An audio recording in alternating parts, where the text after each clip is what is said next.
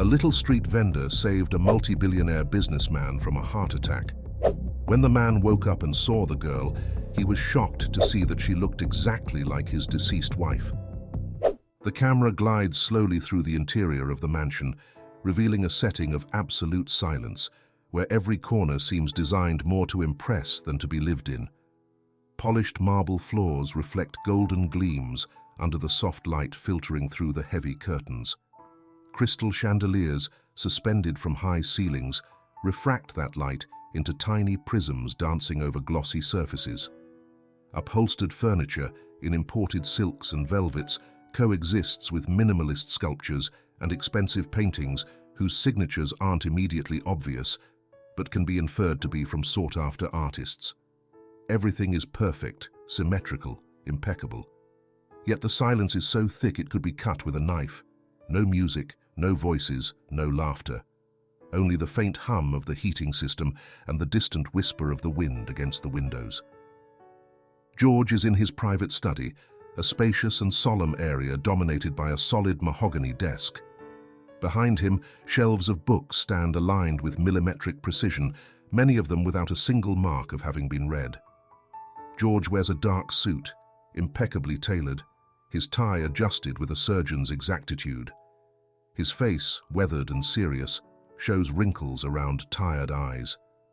In front of him, financial reports and graphs filled with ascending lines and market projections rest like puzzle pieces he understands perfectly.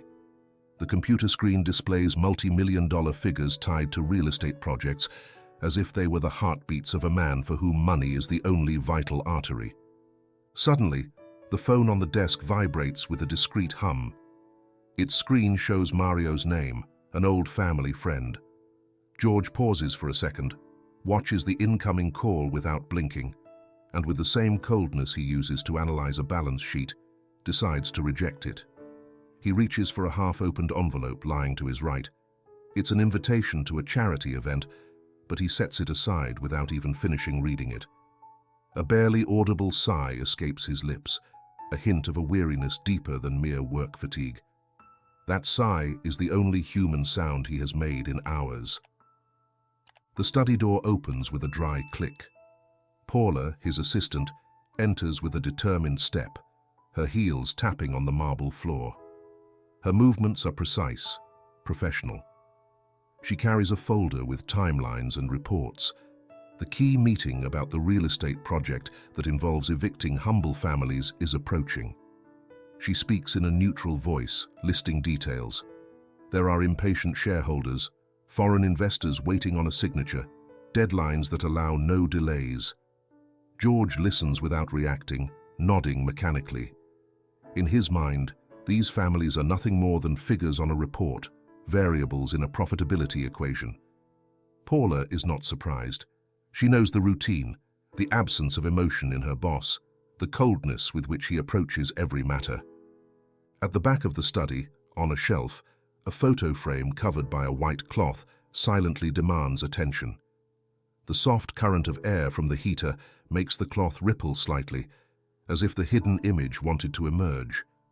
George, noticing the movement, makes an unconscious gesture with his hand, as if part of him wanted to uncover that photo. Paula finishes her report, nods slightly, and leaves.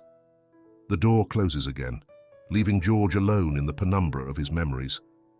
He approaches the shelf with slow steps. His thin-soled shoes emit barely a murmur against the marble. He takes the cloth carefully, as if he feared awakening something painful. Beneath the fabric, the photograph of Lucia, his deceased wife, appears like a forbidden treasure. Lucia smiles in the picture, her warm face a stark contrast to the chill dominating the mansion. It's an old photo, probably taken on a sunny day, maybe during a country outing, when worries weren't just numbers or evictions, but shared plans and family dreams. George gazes at the photo for barely a second before covering it again. He can't bear the sting of nostalgia, that pain he hasn't dared to face for so many years.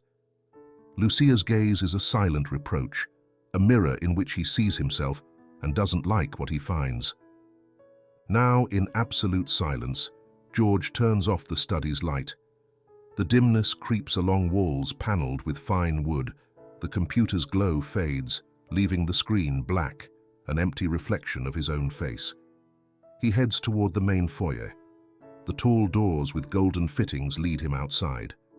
As he walks, his stride is firm, but inside he's a mess. He carries on his shoulders an emotional armor he forged over the years. Successful deals, flawless ledgers, goals met, and an absent family, a lost wife, a trail of humanity buried under layers of ambition. At this moment, the viewer senses that this calm, this cold, calculated routine is the prelude to an inevitable break. George doesn't know it yet, but the next few hours will bring a turn of events that will put everything he values in check.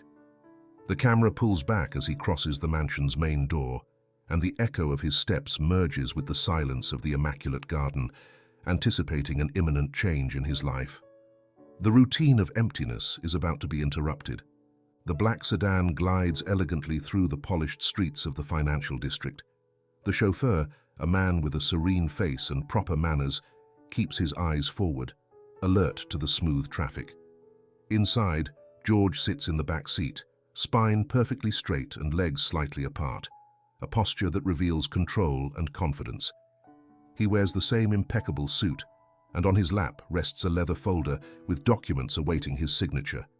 The tinted windows reflect the gleam of glass facades, luxury shops, and modern architecture surrounding the business area. The interior silence is broken only by the soft purr of the engine and the occasional hum of the air conditioning. Suddenly, over the vehicle's built-in speaker, Tony's voice is heard, his main partner, impatient, almost aggressive. "George, have you reviewed the final documentation? We need your signature as soon as possible. The investors are pushing. If we don't move forward with the eviction, we'll lose the window of opportunity to erect the luxury towers. We're talking millions here." George responds with monosyllables, his voice reduced to a neutral murmur. "Yes, I know. Meeting. Soon." There is no nuance, no emotion, no apparent doubt. For him, these people about to be evicted are nothing more than figures on a spreadsheet. Tony insists, time is running short. They want minimal compensation. We've calculated the impact. If we agree to give more, we cut down our profit margin. We must stay firm. George nods with his chin, not taking his eyes off his phone, where he checks urgent emails. It's as if the outside world doesn't concern him. The chauffeur watches discreetly through the rearview mirror, noticing the coldness of the dialogue. Then he looks forward again, saying nothing. It's not his place to comment. As the car advances, the scenery begins to change. The pristine avenues with gleaming sidewalks, boutiques and jewelers, the elegant restaurants with pastel-colored awnings, gradually give way to a rougher city. Old buildings with peeling facades, graffiti covering entire walls, small shops with handmade signs. Here, the bustle is different. There are children chasing a deflated ball, women carrying shopping bags, street vendors offering fruit, fried snacks, and sweets. The faces show fatigue, worry, but also a different vitality. There's laughter, haggling, distant music. Inside the sedan, that world is muffled by thick windows and air conditioning. It's a parallel reality, barely a backdrop sliding by, indifferent to George's gaze. The chauffeur takes a quick look in the mirror, noticing the contrast between his employer and these people struggling to survive with dignity. George, however, keeps his eyes on his phone. He doesn't even bother to glance at those streets his projects will soon transform. From the radio, the voice of a deep-voiced announcer can be heard. Protests continue over the imminent eviction of several families in the San Martin neighborhood. Civil organizations denounce that the offered compensation is insufficient.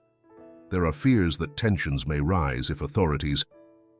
George turns down the volume without reacting. But at that instant, he feels a slight twinge in his chest.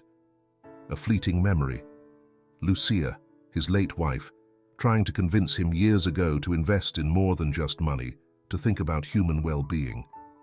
His mind shows him an image, Lucia leaning over the dining table, explaining why they had to help the poor, why success wasn't measured solely in zeros to the right of a bank balance. Back then, he ignored her, just as he now ignores the announcer's voice. He grows irritated with himself for allowing that image to surface. He closes his eyes for a second, trying to erase that gentle voice of Lucia's that, from the past, whispers a silent reproach. He discards it as one would discard a defective draft. Straightening his back, he checks his watch and mentally organizes his priorities.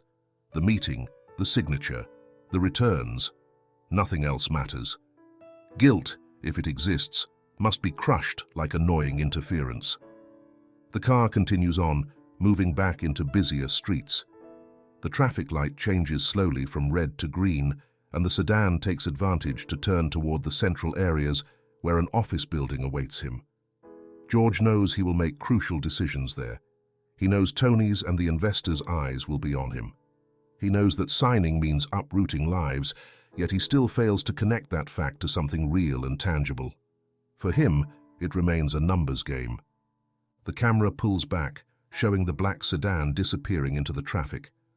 One senses something simmering beneath the surface, a conflict between what George stands for and what his late wife would have asked him to be.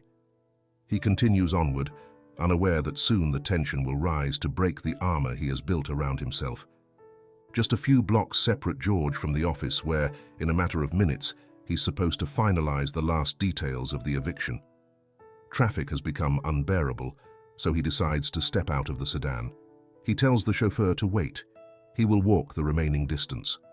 The morning is advancing toward noon, and the city seethes with its own relentless rhythm. Office workers in simpler suits than his hurry, along with briefcases in hand, trying to make their appointments on time.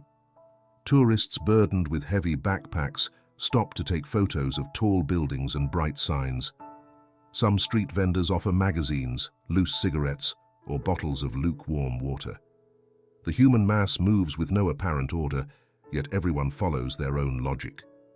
George walks upright, his gaze above the crowd, not pausing at any face. He carries his briefcase with documents, his daily working tool.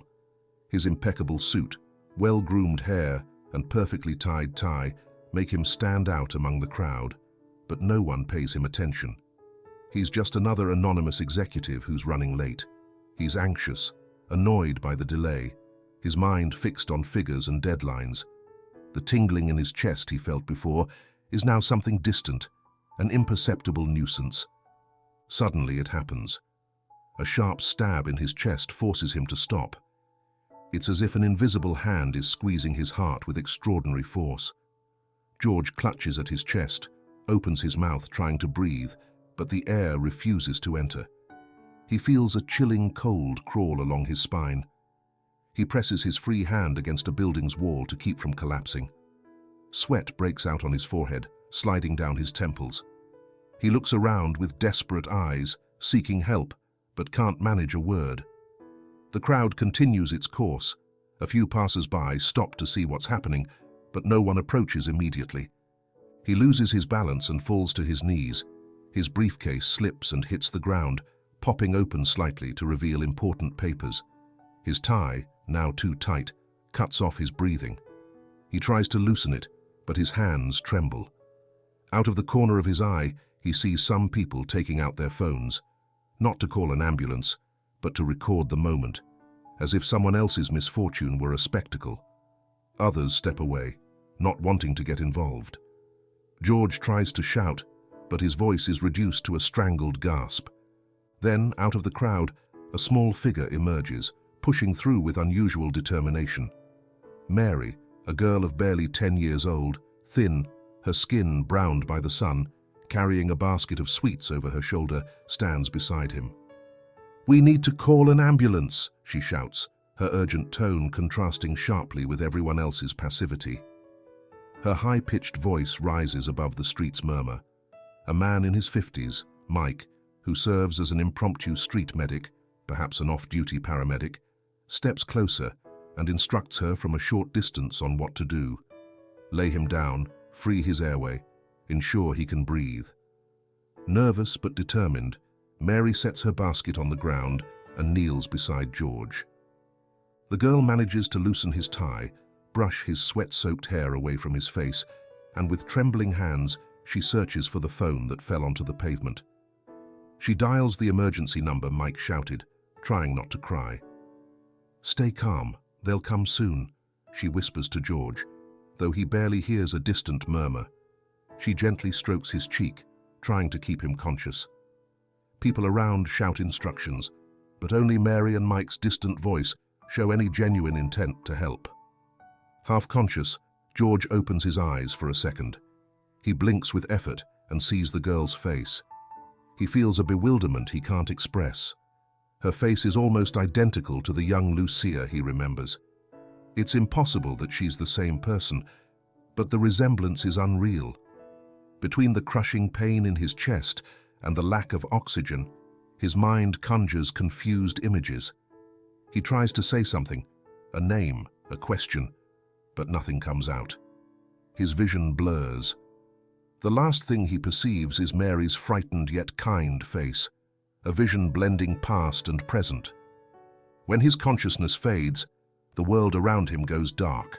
The murmurs turn into a distant echo.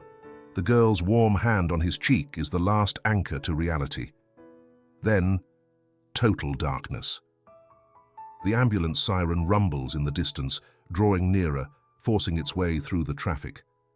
The crowd starts dispersing, their curiosity satisfied. Mary remains by the stranger's side on the ground, holding his hand gently, waiting for professional help. Fear and a strange determination mix on her face. At her feet, the briefcase with documents stays open, papers scattered, as if the meticulous order of George's life had been suddenly disrupted.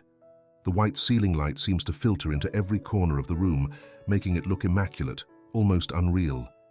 The hospital's smooth, undecorated walls echo distant footsteps and hushed voices.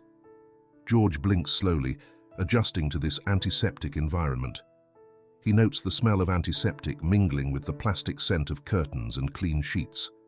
He's lying in a high bed with metal rails, connected to a monitor that emits steady, comforting beeps. There's a slight tightness in his chest, an unfamiliar fatigue, as if his body had fought a hard battle. Dr. Robles, with a kindly demeanor and a firm gaze, enters carrying a folder under her arm. Upon seeing her, George blinks, trying to remember what happened. She approaches the bed, and her voice sounds soft but assured. "Sir, you had a mild heart attack. Nothing serious, fortunately. The quick intervention of a girl who helped you on the street was crucial. The ambulance arrived in time, and that immediate attention made the difference." George closes his eyes for a moment, trying to piece together his memories. The word "girl" resonates in his mind. What girl? Sensing his confusion, the doctor adds, "The little girl called emergency services from your phone. By the time the ambulance arrived, she'd already helped you breathe better. We owe it to her that there weren't more serious complications. Now you must rest and undergo a few checkups. Please don't worry. You're in good hands." He nods slightly, still dazed. Dr. Robles leaves quietly, closing the door behind her. In the ensuing silence, George hears the monitor's beeps, the IV drip, and his own somewhat heavy breathing. Suddenly the door opens with a timid creak. A small figure peeks in cautiously. It's Mary, the girl who helped him. Only 12 hours ago she was a stranger in the crowd. Now, seen under the uniform hospital light, her face leaves him petrified. George's lips part slightly, trying to form the questions crowding his mind. Mary, still carrying her basket of sweets over her shoulder, remains on the threshold, not daring to enter fully. Her voice is soft, almost a whisper. "Sir, are you feeling better?" George feels his heart, recently treated for a mild heart attack, clench at that sight. Mary has Lucia's same skin tone, the same shape of her face, the same gentle look in her eyes. Even the arch of her eyebrows, the oval of her face, the shape of her nose, and the texture of her hair painfully remind him of his deceased wife. It's as if time had stopped, as if Lucia, as a child, was standing right before him, Confusion, astonishment, fear, and a strange emotion swirl in his chest. He can't say anything. He feels clumsy, paralyzed by the emotional impact. Mary looks down slightly, noticing the intensity of his gaze. She doesn't understand why this man stares at her like that, with moist eyes and a furrowed brow, as if he'd just seen a ghost. "I just wanted to see if you were okay. When they took you in the ambulance, I got worried," she explains simply. Her voice sounds sincere, innocent. George tries to respond, but his throat is dry. Finally, he manages something like, "Thank you," though it comes out broken. Uncomfortable with his strange stare, Mary shifts her weight. She feels she shouldn't be here. He's a stranger, beyond the dramatic episode. Deep down, she has no reason to stay. Placing her hands inside her basket, she sways in the doorway, as if looking for an excuse to leave. "Well, I'm glad you're better. I just wanted to know that," she says quietly. Without another word, she steps back, ready to flee from the tension she doesn't understand. Startled, George tries to stop her with a gesture. "Wait. Who?" His voice breaks before he can finish the question. "Who are you? Why do you resemble Lucia so closely?" The girl doesn't grasp the meaning of his halting question, and confused, she leaves. The door closes with a soft click. The echo of that closure resonates in George's mind. An emptiness settles in the room. Suddenly, his urgent need for answers is unbearable. He presses the nurse call button. When she arrives, he asks about the girl. "Who is she? Her name? How can I find her?" The nurse shrugs. She knows the girl was the one who brought him his phone and called emergency services, but knows nothing about her identity. "All we know is that she came, helped you, and left. She seemed like a street vendor. Maybe she lives nearby." George sinks his head into the pillow, frustrated. The need to know more burns inside him. That resemblance to Lucia can't be mere coincidence. Unbidden, his mind travels back to the past, to the image of young Lucia, to the words never spoken, to the absence that shaped his life. The white ceiling light remains unmoving as he stares into empty space. The monitor's beeps sound slower now, calmer, but his mind is a whirlwind. The girl who saved him isn't just a good Samaritan. She represents something deeper, an echo of a past he believed buried beneath years of silence and coldness. A subtle fear, an impossible hope, an emotional earthquake, they all mingle in his newly mended chest. Night envelops the mansion in a cloak of silent shadows. Its softly lit facade contrasts with the interior, where dim lamps and immaculate surfaces reflect the emptiness of this home. The front door opens with a soft creak, letting George enter. He walks slowly, still tired and dazed by the day's events. Just hours ago, he lay in a hospital bed after a mild heart attack. Now, back home, the mansion seems colder and more desolate than ever. Paula, his assistant, has left documents, sticky notes with messages, and printed emails on the foyer table. Surely urgent matters related to the real estate project and the company. George glances at them without interest. He doesn't bother picking them up. He just keeps walking down the hallway like a ghost wandering his own tomb. There's a knot in his stomach and a weight in his heart he cannot ignore. He heads for his study, that secluded room where he keeps the keys to a past he refused to face for so long. He enters and turns on a desk lamp. Its beam illuminates the mahogany desk, shelves filled with barely glanced-at books, and the high-backed armchair he once used to shut out the world. With his foot, he nudges aside his briefcase. Its contents, once so important, now seem irrelevant compared to the questions devouring him. His tie is no longer perfectly knotted. His jacket hangs wrinkled over an arm. His appearance mirrors the internal confusion. Against the back wall stands a wooden trunk with antique fittings, a family heirloom he never dared discard. Inside lie memories of Lucia, guarded by time. He hesitates before kneeling in front of it. With trembling hands, He opens the lid, releasing a faint aroma of old paper and stored fabric. He starts pulling out photos. Lucia when she was young, flowers in her hair, smiling under garden sunlight. Lucia with her parents at a family birthday. Lucia beside George on their wedding day, both radiant.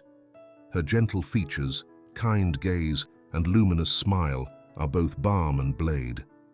George cannot hold back his anguish.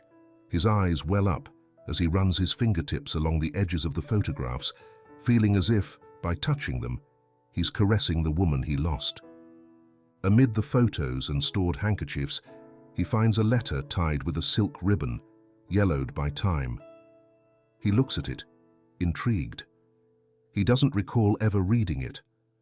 The date in the upper corner shows it was written over a decade ago. His hands shake as he unties the ribbon and unfolds the paper. The handwriting is unmistakable. Lucia's gentle script. He begins to read. As he goes line by line, his brow furrows, his face contorts. In the letter, Lucia announces she's pregnant, that she needs to talk, that she needs his support, his presence. She begs him not to let himself be consumed by work, to think about their future as a family. But back then, caught up in the whirlwind of business and meetings, he never read it. He never answered her desperate plea. A sob breaks the silence of the study. George feels guilt hitting him like an icy wave. Lucia died without him ever knowing about that pregnancy. She died waiting for a response that never came. And now, that girl who saved his life on the street, the one who looks so much like Lucia, could be the daughter he never met. Everything lines up in a chilling way. The similarity of their faces, the approximate age, the gentle gaze. How can he ignore this possibility? He brings a hand to his forehead, unable to hold back the tears. He cries silently, angrily, helplessly. He cries for Lucia, for the girl, for all the years he spent thinking only about money and corporate expansion. He cries because he has been a coward, a man who put profit above love, family, and the life he could have had. After a few minutes of bitter sobbing, he wipes his cheeks with the back of his hand. He takes a deep breath, trying to pull himself together. Determination emerges. He cannot leave things as they are. He must return to where the heart attack occurred, to the neighborhood where the girl found him. He must find this child, learn the truth. If she's his daughter, no matter how much time has passed, he must do the right thing. He must face the past he has kept in the shadows. He stands up with difficulty, knees weak, mind stunned by pain. In his right hand, he still holds Lucia's letter, a silent testament to her absence and his mistake. He switches off the lamp, and the room is plunged into dimness. The mansion, with its luxury and silence, now feels like a mausoleum. But George can no longer hide behind his emotional armor. The path he started down has no turning back. Searching for that girl, possibly his daughter, will be his priority, the first step toward repairing a damage he believed irreparable. The next morning, George prepares earlier than usual, choosing a less formal outfit. He forgoes the stiff tie for an open-collared shirt, leaves the suit jacket behind, trying not to stand out too much among the people he knows he will meet. He heads to the neighborhood where he collapsed. This time, he won't arrive in a chauffeur-driven sedan. Instead, he parks a few blocks away and walks the rest, feeling the dust and cracked asphalt under his soles. As he progresses, the landscape changes. The clean, orderly downtown streets give way to broken sidewalks, graffiti-covered walls, and street stalls sheltered by faded plastic awnings. The air is filled with the aroma of fried foods, sautéed onions, and spices. An old loudspeaker somewhere coughs up distorted Latin music. Children chase a half-deflated ball, laughing despite everything, dodging old cars that leave an oily haze behind. The adults' gazes are more tired, their faces weathered by sun and routine. George, who once barely lifted his eyes from his phone, now observes carefully. Every person passing by, every voice sounding, every child's laugh. The question burns on his lips. He needs to find the girl who saved him, the child who reminded him of Lucia's face. He stops at a stand selling tamales and fresh juices. After a brief, unsure greeting, he dares to ask, "Excuse me, I'm looking for a girl who sells sweets around here. She helped me when I felt ill yesterday." The vendor, a robust woman, frowns, perhaps suspicious of the well-dressed man asking questions, but she doesn't refuse to answer. She points vaguely toward the end of the street. Over there, sometimes a girl stands around with a basket, selling coconut and caramel sweets, but I'm not sure exactly. George thanks her and continues on. He also asks a fruit seller, an elderly man with a white beard and kind eyes. Less wary, the old man nods. "Ah, yes, the little girl who helped that gentleman yesterday. She usually stands on that corner under the lamppost. Her grandmother's always with her," the man says, pointing a gnarled finger, stiff with arthritis. "Go there, you'll find her." Surprised by the cooperation, George thanks him with a weak smile. In his world of vast capital and transactions, no one gives information without getting something in return.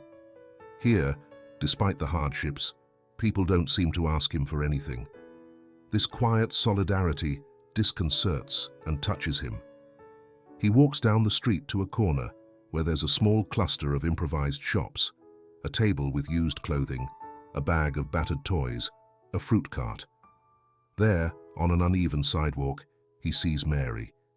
She has the little basket of sweets over her shoulder, her gaze more focused on potential customers than on the passing cars. Beside her stands an older woman, about 67, leaning on a cane. Her face is furrowed by deep wrinkles, her skin darkened by the sun. Upon seeing George, the older woman's expression hardens like stone. George approaches slowly, trying not to intimidate them. Mary recognizes him immediately and stiffens. He speaks softly. "Hello. I just wanted to thank you for yesterday. You saved my life, remember? I had a heart attack, and you called the ambulance. You helped me. I wanted to say thank you." Mary nods timidly. Her voice is a whisper. "It's okay. It was nothing. I saw you fall. I couldn't just leave you there." The girl seems puzzled by the presence of this elegant man who humbles himself to thank her in person. Why does he care so much? Elena, the grandmother, steps forward, positioning herself between them. She plants her cane firmly on the dusty ground. Her tone is brusque, without courtesy. "The girl already did what she had to. You're alive and well, aren't you? What else do you want now?" George is taken aback by her hostility. It's as if this woman knows him from before, or at least feels an inexplicable aversion to him. He swallows hard, and for some reason feels a lump in his throat.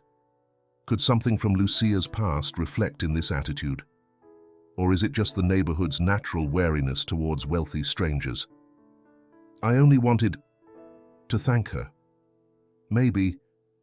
He tries to find words, but Elena's sternness disarms him. He feels as though he's facing a severe judge denying him the benefit of the doubt. Mary looks at her grandmother and then at George, confused by the tension hovering in the air. Silence stretches for a few eternal seconds. In the end, George realizes it's not the time for deep questions. He withdraws with a slight nod.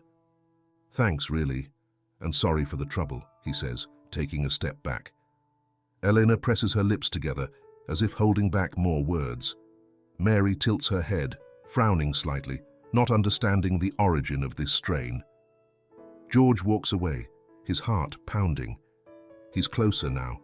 He has seen the girl, his possible daughter. Her resemblance to Lucia is undeniable. But the grandmother's presence, with that piercing gaze, poses a greater challenge. There are secrets in these streets, in those eyes full of resentment perhaps. He'll have to return, learn to navigate this world, earn these people's trust. Afternoon paints the neighborhood in a warm, dusty hue. The declining sunlight filters between the cracked facades of buildings, while a blend of fried food smells and exhaust fumes drifts in the air. After a restless night and silent contemplation, George returns to the spot where he found Mary. This time he's not wearing a suit or tie, but simpler clothes, trying to blend in, though his upright posture and manner of speech still set him apart. He's found a simple pretext: to buy sweets. A minimal gesture, but enough to approach the girl and her grandmother without raising alarms.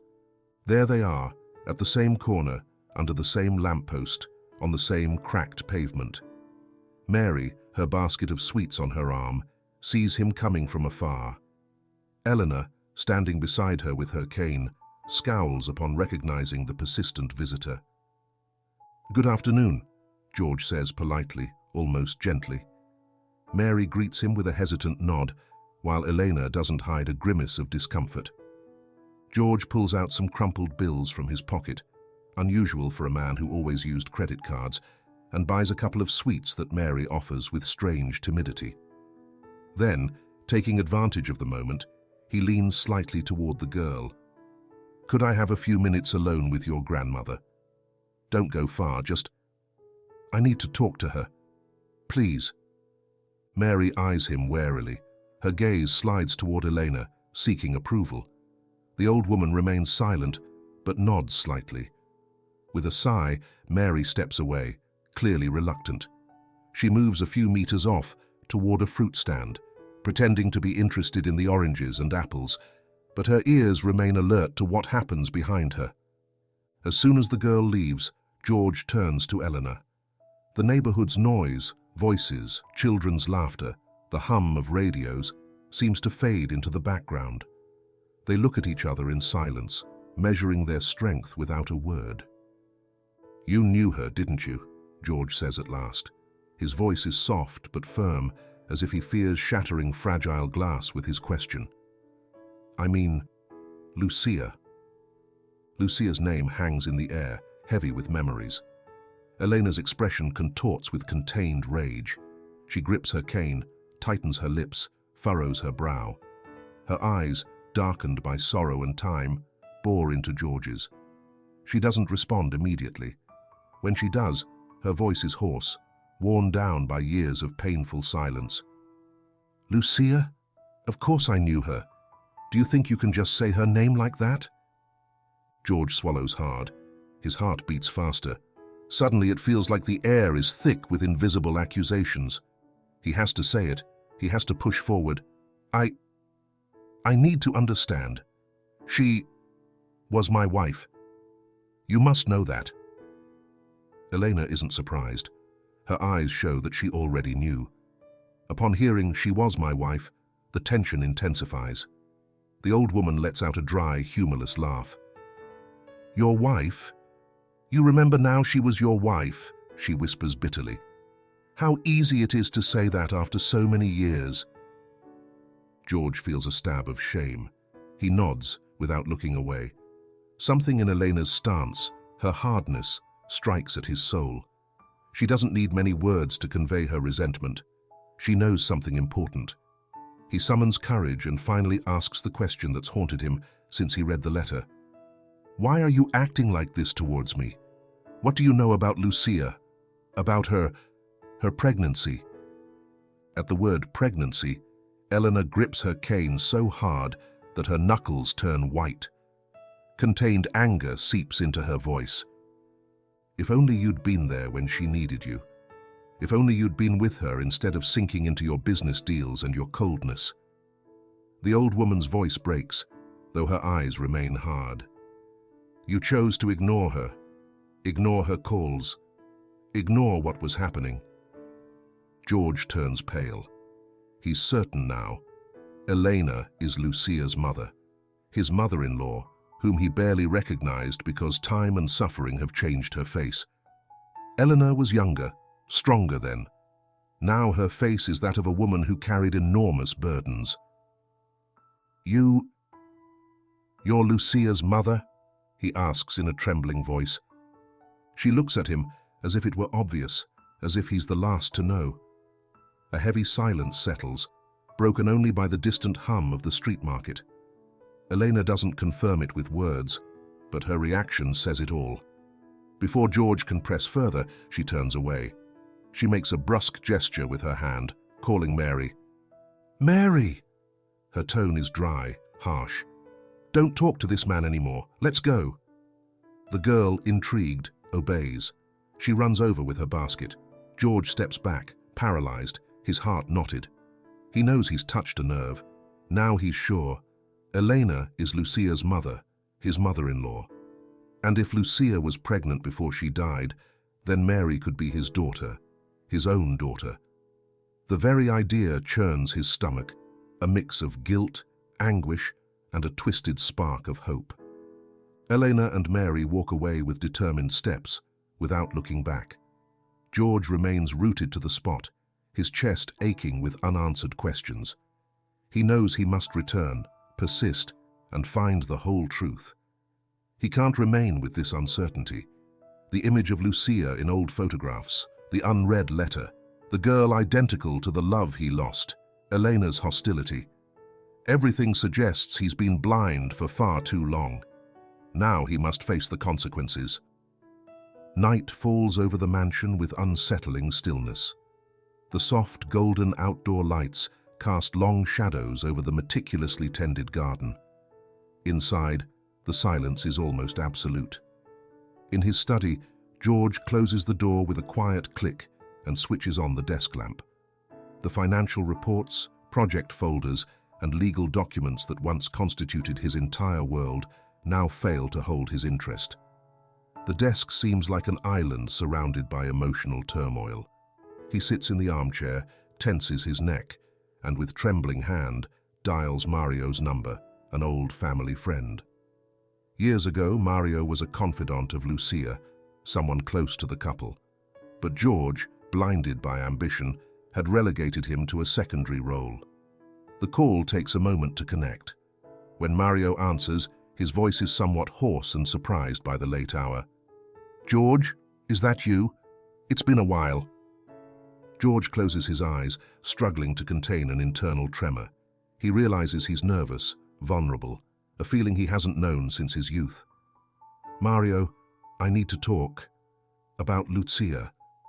His voice is barely a whisper, as if uttering his late wife's name required the utmost care. On the other end of the line, Mario remains silent for a few seconds, probably taking in the change in tone, the urgency and guilt implied. "Lucia? What's going on, George? I thought you didn't want to go back to that subject." "Please, Mario, tell me what you remember." George's voice cracks with a pleading note that surprises even himself. "Do you know anything about how she died exactly? About the pregnancy? I need to understand what happened. I never took the time. Now it's important." Mario sighs. You can hear a chair creaking on the other side of the phone, as if he's settling in for a difficult conversation. "Lucia died in that car accident earlier than anyone expected, George. It was a tragedy. I remember..." He pauses, and his voice grows lower. "There was a lot of chaos that night. They rushed her to the hospital. She was pregnant, yes, and they had to perform an emergency C-section while they fought to save her life." George clenches his fist. Each word is a dagger piercing the walls of his emotional armor. "And the baby?" he asks, a knot forming in his throat. That was the big confusion. It was known the baby was born with difficulty, maybe a couple of weeks premature. No one confirmed anything clearly. Everything was chaos. Lucia didn't survive, and the family withdrew. Mario clears his throat, his tone heavy with regret. "I tried to find out more, but Elena wouldn't talk to me. They vanished off the map. I know it was very hard for her." George feels the room shrinking. The heavy air reminds him of Lucia's letter, her confession of pregnancy that he never read at the time. His eyes well up as he thinks about the consequences of his indifference. It all adds up. Mary, the girl who saved him, identical to Lucia. Elena's hostility and pain. Now, thanks to Mario, he has the confirmation he feared. The baby survived, Lucia did not. And if Mary exists, that girl is his daughter. His daughter, living in that neighborhood's poverty without him all these years. "Thank you, Mario," he says, voice choked. "I know I should have asked before. I know I didn't listen to you when I should have. I'm sorry. He stops himself. He knows his remorse comes too late, but it's genuine. Mario, understanding, doesn't reproach him. He only murmurs something that sounds like understanding and hangs up with a sigh. George remains holding the phone, staring at his reflection in the window. He sees a man aged by remorse, hair streaked with grey, wearing an expensive suit and a loose tie, but without the arrogant firmness that once defined him. Now that he knows the truth, he sees a frightened and hurt man, struggling against himself. For a moment, he recalls young Lucia's eyes in his memory, those eyes full of light and kindness, and feels the dagger of guilt sinking deeper. But guilt alone won't fix anything. A spark of determination gleams in his eyes. He must return to the neighborhood, face Elena. He must demand the complete truth. If Mary is his daughter, he can't keep ignoring her. He must show up, even if it means facing Elena's justified anger, Mary's questions, and the weight of past decisions. Fear washes over him. What kind of man was he, not even knowing his own daughter's existence? How to repair such damage? The answer isn't simple, but he knows standing still isn't an option. He turns off the desk lamp, and in the gloom, he sees his reflection more clearly. Before he saw an unfeeling man, proud of his financial empire. Now he sees a man on the brink of a moral mission, hoping to piece his life back together before it's too late. Jaw set, he approaches the window. He looks at the distant city lights, the same he once admired for their economic potential. Now he sees them as the stage on which his family's redemption must be played out, or at least whatever he can salvage of it. Tomorrow I'll go back. I'll talk to Elena. I'm going to fix this, he promises himself, speaking softly. His reflection in the glass seems to nod, approving the decision. The night remains silent, only the distant murmur of the city intruding. George, still holding the phone, feels he has crossed an invisible boundary. He's no longer the man who refused to read letters from the past. Now he's the one who accepts the challenge of facing the consequences of his absence. He rests his forehead against the cold glass and lets the tears flow without shame. He knows the shame of his past, but also the strength in a second chance, the power of saying enough to denial. In that moment, determination is born, determination that will spur him to act with a courage he never knew he had. The morning brings cooler air than usual. George walks the neighborhood streets with his shoulders slightly bent, as if the internal pressure weighs more than ever. Today he's not coming to improvise or to buy sweets as an excuse. This time, he's stepping straight into the storm. He wears simple clothes, hair messy, dark circles under sleepless eyes. The city's clamor, vendors' shouts, the rumble of old cars, a distant radio, fails to distract him.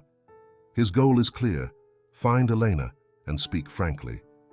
He finds her at the same corner, with her cane and that gaze hardened by the sun. Mary is nowhere in sight today. Maybe she's gone to fetch more sweets or run some errand. It's better this way, George thinks. He'd rather speak to Elena alone. The tension is immediate, as if the air around them had stretched tight, making it hard to breathe. "I need to talk to you," he says without preamble. His voice sounds hoarse, the words scraping his throat. Elena raises an eyebrow. She doesn't hide her displeasure. She could ignore him, but something in George's expression, in his inner trembling, convinces her to wait and listen. He gathers his courage. "I know the truth. I know Lucia was pregnant when she died. I know they performed an emergency C-section. I know the baby survived." His voice breaks at the end. He feels a lump in his throat. "Mary, is she my daughter?" Eleanor closes her eyes. A deep crease forms on her brow. Her cane trembles in her hand, digging into the dusty ground. 1 second, 2, eternal, pass before her voice rings out, rough and laden with pain. "Yes," she exclaims furiously. "Mary is your daughter! Your daughter!" She emphasizes the word angrily. "And tell me, where were you when Lucia called you? When she begged for your help? Where?" George feels the world crumble around him. His knees go weak. Eleanor's words are poisoned arrows lodging in his chest. He has no defense. He can't say he didn't know, because not knowing was his responsibility. He sinks into remorse. Thick tears escape his eyes. He hasn't cried like this in a long time, publicly, with visceral pain and no shame. I didn't know, he stammers, voice breaking. I was so busy, so blind. If I had known, oh God, forgive me. He raises his hands in a pleading gesture, trying to step closer. Elena explodes. For years, she's kept this resentment, this infected wound that never healed. She bangs her cane against the ground in anger. People nearby glance over curiously, not fully understanding the drama unfolding. For Elena, time rewinds back to those hospital days. George's absence, the indifference of a man who should have been there. "Coward!" she shouts, tears now rolling down her weathered cheeks. "You cared more about your money, your business, your damn projects. Lucia needed you. The girl needed a father, but you weren't there. You left us alone. Why come now? It's too late." While Elena vents her pain, a few meters away, behind some crates of fruit stacked at a neighboring stand, Mary stops. She had gone to buy some cheaper fruit. The old man running the stand knows her well. Hearing her grandmother's raised voice, she peeks out from behind the crates. What she sees freezes her blood. George crying, on his knees, and Elena accusing him. She hears the word daughter clearly. She puts a hand to her mouth, incredulous. Him? Her father. Confusion slams into her mind. Her chest tightens, and tears well up in her eyes without permission. Eleanor, her voice cracked from crying and rage, has had enough of the scene. She doesn't want any more excuses, no more late apologies. She feels her anger has been released, but the pain remains. She turns and limps away, not looking back. She can't bear it any longer. George, sunk in the dust of the street, manages to murmur, "I'm sorry. I'm sorry." But his voice is lost in the bustle of street life, in the stares of strangers who don't understand his agony. Mary, behind the crates, experiences a whirlwind of emotions: anger, pain, disbelief. This man is her father, and he wasn't there when he should have been. Now she sees him curled up on the ground, crying like a lost child. For an instant, she pities him. In another, a silent fury takes hold of her. She doesn't know if she should run away, scream at him, approach to hug him, or to hit him. Her legs falter. George remains there, on his knees, face smeared with dust and tears. His shoulders shake with desperate sobs. He feels the unbearable weight of lost years, of the unread letter, the unknown pregnancy, Lucia's death, his daughter's abandonment. The arrogance that once defined him, the coldness with which he manipulated the world, is all shattered. Some onlookers approach and whisper. Others, sensitive to another's pain, watch respectfully and then walk away. The sun burns the back of George's neck. Dust irritates his throat, but none of it matters now. What he feels is guilt, sorrow, a black hole in his chest. Mary, still hidden, lets a few tears fall. Unseen, she withdraws slowly, needing time to digest what she has just heard. The afternoon sun filters through the narrow window of the modest room Mary and Elena share. The unpainted plaster walls, a sheet metal roof, and rough concrete floor give an air of hardship that contrasts with the intensity of emotions inside. Mary, sitting on a small wooden stool, grips the strap of her little basket tightly.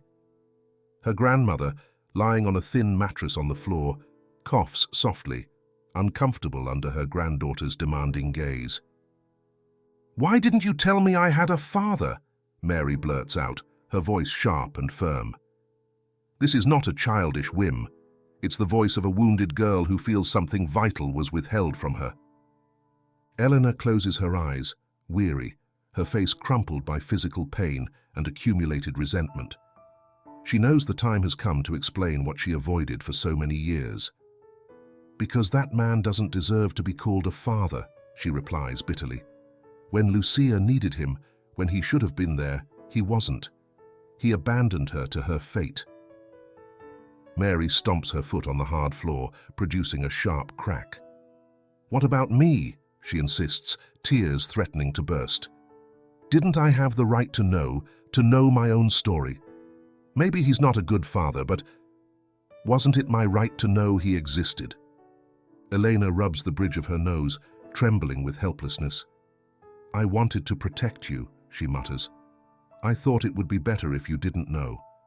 I wanted to spare you the disappointment." But Mary isn't convinced. She stands up, angrily adjusting the basket on her shoulder. "Protecting me means lying to me. Is that what you think?" Her voice breaks in mid-question. "I'm not a foolish child, Grandma. I can take care of myself. I just wanted the truth." Elena can't find an answer. Mary leaves the room, frowning, breathing heavily. The stifling afternoon heat hits her, but the intensity of her anger and dismay prevents her from feeling it clearly. In the neighborhood streets, George wanders aimlessly. His steps kick up dust. His gaze roams every corner anxiously. He doesn't know how to approach her, what to say, how to atone for years of absence. With his hands shoved into his pockets, he moves restlessly. When he finally sees her, Mary, with her basket of sweets, seated on a small ledge in the shade of a cracked wall, his heart races. As soon as he approaches, Mary stands up, tense. George tries to smile, but all he manages is a clumsy grimace. "Mary, I wanted to talk to you." His voice sounds hesitant, pleading. The girl lifts her chin, barely containing her anger. "Talk? About what? Now you come to give me explanations?" Her voice is harsh, unnatural for a girl her age, hardened by the need to survive on her own. George swallows hard. "I didn't know you existed. I didn't know Lucia." He stops, voice trembling. "If I had known, I swear I would have been there. I can help you, give you whatever you need. Money, education, anything." Mary's retort lashes out. "Money? You think money makes up for years of absence? Where were you all those years I had to sell sweets to help my grandmother? Where were you when I couldn't sleep because I was hungry? And now you come with easy promises." The harsh truth demolishes George's defenses. He, who once negotiated with top businessmen, finds no argument against the raw truth of a child. "I have no excuse," he admits softly. "I know it's late, but I want to do the right thing now." Mary's eyes shine with tears she refuses to shed in public. She shakes her head. "I don't need your pity or your late promises. I learned to take care of myself without you. Why would I trust you now?" Each word hurts George's chest. He wishes he could scream how sorry he is, that he'd give up his entire fortune to turn back time. But words won't help. Mary doesn't believe him, and he can't blame her. She learned dignity through hardship, and her fear of being hurt again keeps her distant.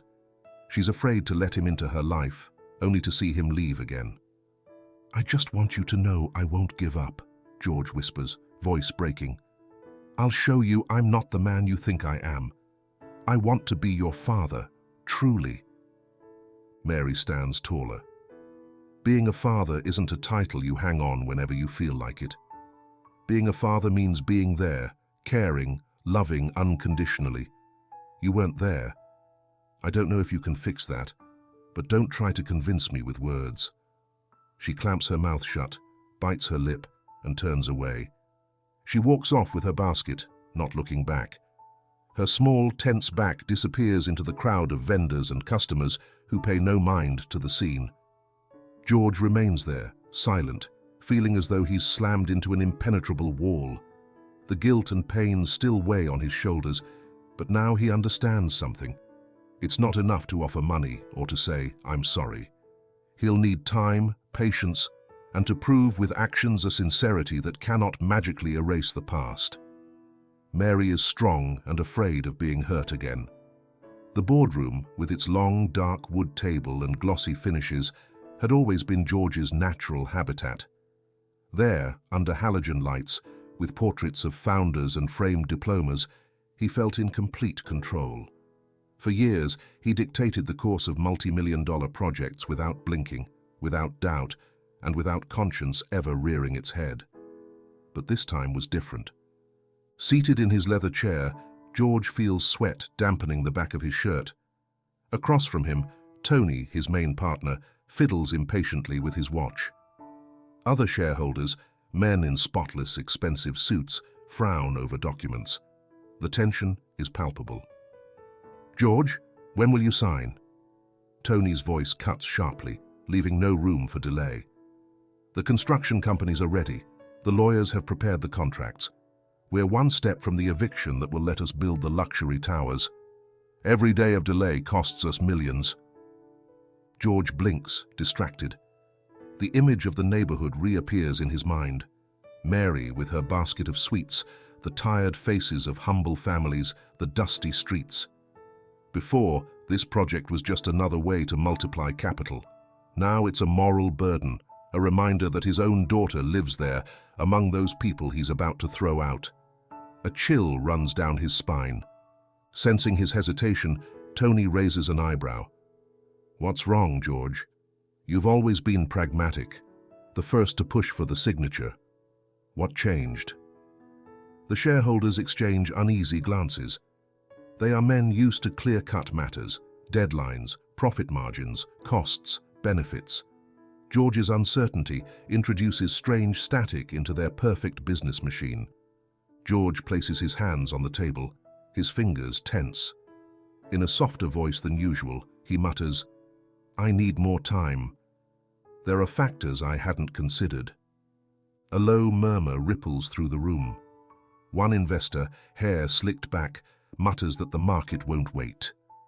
Another, wearing fine-framed glasses, looks at Tony for a reaction. Tony frowns, incredulous at the hesitation of his most reliable partner.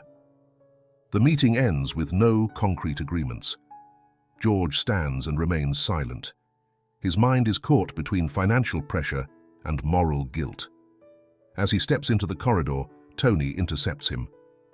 "I don't understand what's going on," Tony hisses, keeping his voice low enough not to be overheard, but firm enough to show his anger. "If you don't sign soon, I'll have to take action. I won't let our profits evaporate because you're hesitating." The implicit threat hits George in the chest. Just months ago, these words would have seemed a mere formality. Sign, evict, build, earn. Now the images of the neighborhood, the existence of Mary, his unknown daughter, overlay everything. How can he trample those people's lives when his own blood is among them? Frowning, George looks Tony in the eye. He feels a knot in his throat. Once, he would have managed tension easily, but now his internal conflict overwhelms him. "Give me time, Tony. Just a bit more time," he repeats, trying not to sound weak. "There are complications I can't ignore." Tony grits his teeth, irritated. "Complications don't pay salaries, George. The sooner you understand that, the better." George doesn't respond. He turns and walks away, his footsteps echoing on the shiny floor. Behind him, Tony remains, furious, starting to suspect something serious has changed in his partner. Personal problems? Illness? Guilt? None of it fits the George he knew, the cold, calculating man. As George crosses the company's grand lobby, hands in his pockets, he confronts an internal struggle he can no longer hide. His conscience weighs more than the fortune he once guarded so fiercely. He thinks of Mary, her dignity, the fear in her eyes. He thinks of the unspoken promise to right his wrongs. Evicting those families to build luxury towers now feels like a betrayal of himself, of Lucia, of the newly discovered daughter. He can't turn a deaf ear. The sitting room in Octavio's house, George's brother, is a gaudy jumble of expensive but tasteless objects. Porcelain vases with overly gaudy gold details, garishly shiny pseudo-Renaissance paintings, and tapestries with overloaded patterns. Everything screams ostentation without taste.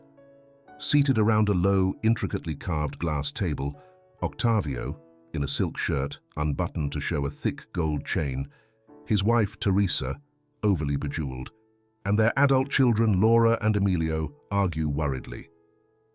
Rumors have reached their ears. George might have an unknown daughter, something completely unforeseen. The mere idea of an heiress intruding on their share of the fortune makes them queasy. "A lost daughter?"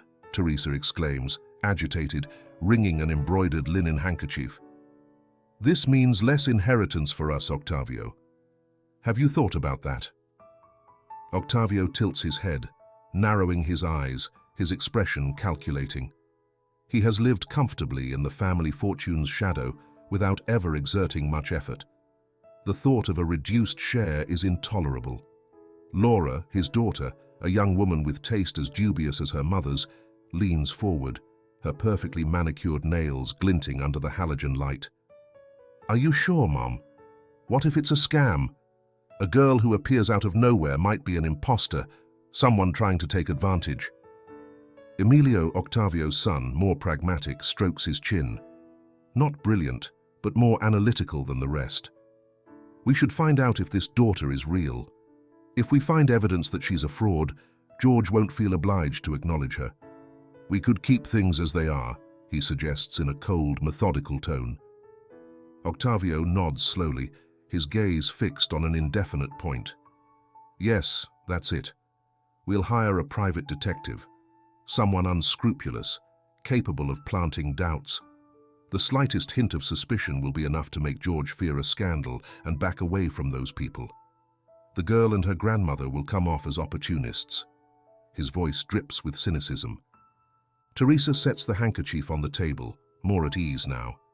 Yes, a thorough investigation. Fabricate a dubious history. Nobody will want to acknowledge a daughter if there's suspicion of fraud or blackmail, she says with a malicious smile. Laura flashes a satisfied smirk, and Emilio crosses his arms, pleased that his suggestion was well received. They exchange conspiratorial glances. It's not the first time they've resorted to shady maneuvers to protect their interests. They don't bother questioning the morality of their actions. The inheritance is worth more than any scruples. Octavio stands, opens a drawer in a dark wooden cabinet, and pulls out an empty file folder, a dossier waiting to be filled with lies and evidence made to order. "Excellent. This way we won't have to worry about a diminished inheritance," he mutters, brushing his fingertips over the folder. "We'll make sure this girl and her grandmother vanish from the legal map." While this conspiracy is brewing in that tasteless living room, the camera takes us elsewhere. Paula, George's assistant, leaves an urgent message for her boss. She has heard murmurs, noticed suspicious movements. She knows something shady is being orchestrated around George's private life. She calls his office, warning him that someone is digging into his personal affairs. George, upon receiving the call, feels the pressure mounting. He has a daughter he never knew, an entire neighborhood looking at him with distrust, his partner Tony pressuring him to sign a deal that would expel humble families from their homes, and now his own greedy, twisted family pulling strings to discredit the girl who is undoubtedly his legitimate daughter. It's as if the whole world has united against any attempt he makes at redemption. Tension accumulates. George turns off the phone and stares at his reflection in the window. On one hand, there's his moral duty to help Mary, to be a father. On the other, the greed of his relatives, the blackmail of his partner, the risk of a media scandal. The legal and moral storm intensifies, the options narrow, and he must choose each move carefully. Clara sits in the editorial office of a digital news outlet, surrounded by the constant tapping of keyboards and hushed murmurs. A row of screens and white lamps illuminate the space with a cold glow. Surrounded by editors absorbed in their monitors, Clara flips through her notebook, looking for a fresh and powerful angle for her next article. A vague story is circulating among her colleagues. A magnate, a girl who saved him from a heart attack, and a strange resemblance to a deceased wife. The combination intrigues her. She types George along with businessman and magnate into her laptop. The search yields basic data: a powerful man, a real estate investor, famous for his coldness and pragmatism. His wife, Lucia, died more than a decade ago in an accident. Nothing new there, except for one whispered detail on social media. An unknown girl, with Lucia's face, allegedly intervened to save George on the street. Clara smells a story with real pull, something that could launch her onto the front pages of digital outlets. Determined, she turns off her laptop, grabs her camera, and heads to the humble neighborhood where, according to some sources, the girl lives. There, she hopes to capture images, testimonies, and juicy statements to shape her sensationalist report. Clara isn't looking to delve into the human reasons behind the story. The impact of a headline is enough. Illegitimate daughter of the deceased magnate, the hidden scandal behind the heart attack might make a good lead. Upon arriving in the neighborhood, the first thing that strikes her is how different it is from the bright offices and the financial center. Here, the streets are dusty, the street stalls humble, and people's gazes suspicious. Clara walks with her camera on her shoulder, asking street vendors if they know the girl who saved the magnate. Some shrug, others move away. They distrust journalists who rarely bring good news. After a while of insisting, she spots a girl with a basket of sweets and an elderly woman with a stern expression beside her. Clara guesses this must be Mary and her grandmother Eleanor. She smiles with that practiced cordiality she's rehearsed in front of the mirror. "Hello, I'm Clara, a journalist. I'm here to tell your story to the world, little girl. What's your name?" Elena, firmly gripping her cane, frowns. She doesn't want cameras, doesn't want them turning Mary's life into a circus. "Get out," she orders harshly, shielding the girl with her body. Mary, frightened, hides behind Elena, not knowing what to say. Clara insists, focusing her camera on them. "I just want to understand how a girl helped a magnate.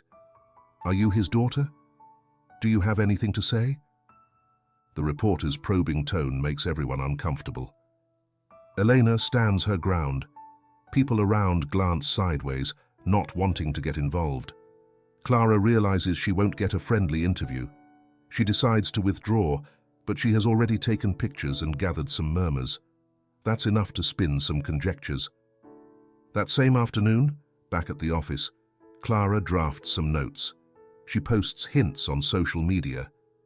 Illegitimate daughter of the magnate, a lost child, or a scam. She leaks ambiguous rumors, not stating anything outright but leaving doubts hanging in the air. Her followers grow uneasy, comment, share. George, upon finding out, feels a stab in his stomach. His carefully cultivated public image begins to crack. People start wondering, why didn't he acknowledge his own daughter? Or is she a con artist tricking him? This media harassment also affects Mary. Now neighbors and strangers observe her more curiously. Could what the media says be true? The girl, already vulnerable, feels even more exposed. Her grandmother curses the meddling press under her breath. They never wanted fame, just to survive in silence. As Clara drives away from the neighborhood, she reviews her notes in her notebook. She smiles, satisfied. Her journalistic instincts didn't fail her. She has a promising story, a family drama wrapped in mystery, wealth, and death. Without realizing it, she has placed another piece on the complex board where George, Mary, and Elena struggle among the past, the truth, and the hope of a different future. For Clara, it's just a chance for professional advancement. She's unaware of the pain and human tragedies involved. She thinks she's found the scoop of her career, not imagining that beneath the sensationalist headline lies a more human and profound core. Her actions have ignited fires that others will have to put out. The waiting room of the local health center could not be more modest. The once white walls show long cracks where the paint has peeled. In a corner stands a wilted plant with yellowed leaves. The plastic seats are somewhat sticky from the heat and the sweat of many patients. Eleanor, seated next to Mary, stifles a grimace of pain, and grips her cane tightly. She struggles to breathe easily. Mary, with her now empty sweet basket on her lap, looks at her grandmother with frightened eyes. A young doctor, her face tired but calm, emerges from a door painted in a worn shade of green. Holding a folder, she calls Elena's name. The elderly woman stands with difficulty, assisted by Mary. After a few minutes of checkups and examinations, the doctor informs them in a serious yet compassionate tone. Elena suffers from a complicated heart condition that will require surgery. She explains that the operation is delicate and, above all, expensive. Whatever insurance they might have, if any, will not cover everything. The figure becomes a wall blocking their access to healthcare. Elena pales, absorbing the news, while Mary clings to her hand, holding back the tears that threaten to escape. The doctor apologizes for not being able to offer more help, handing them a leaflet with financing options.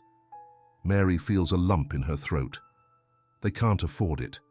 Selling sweets, saving penny by penny, would take years, decades perhaps. Her grandmother doesn't have that long.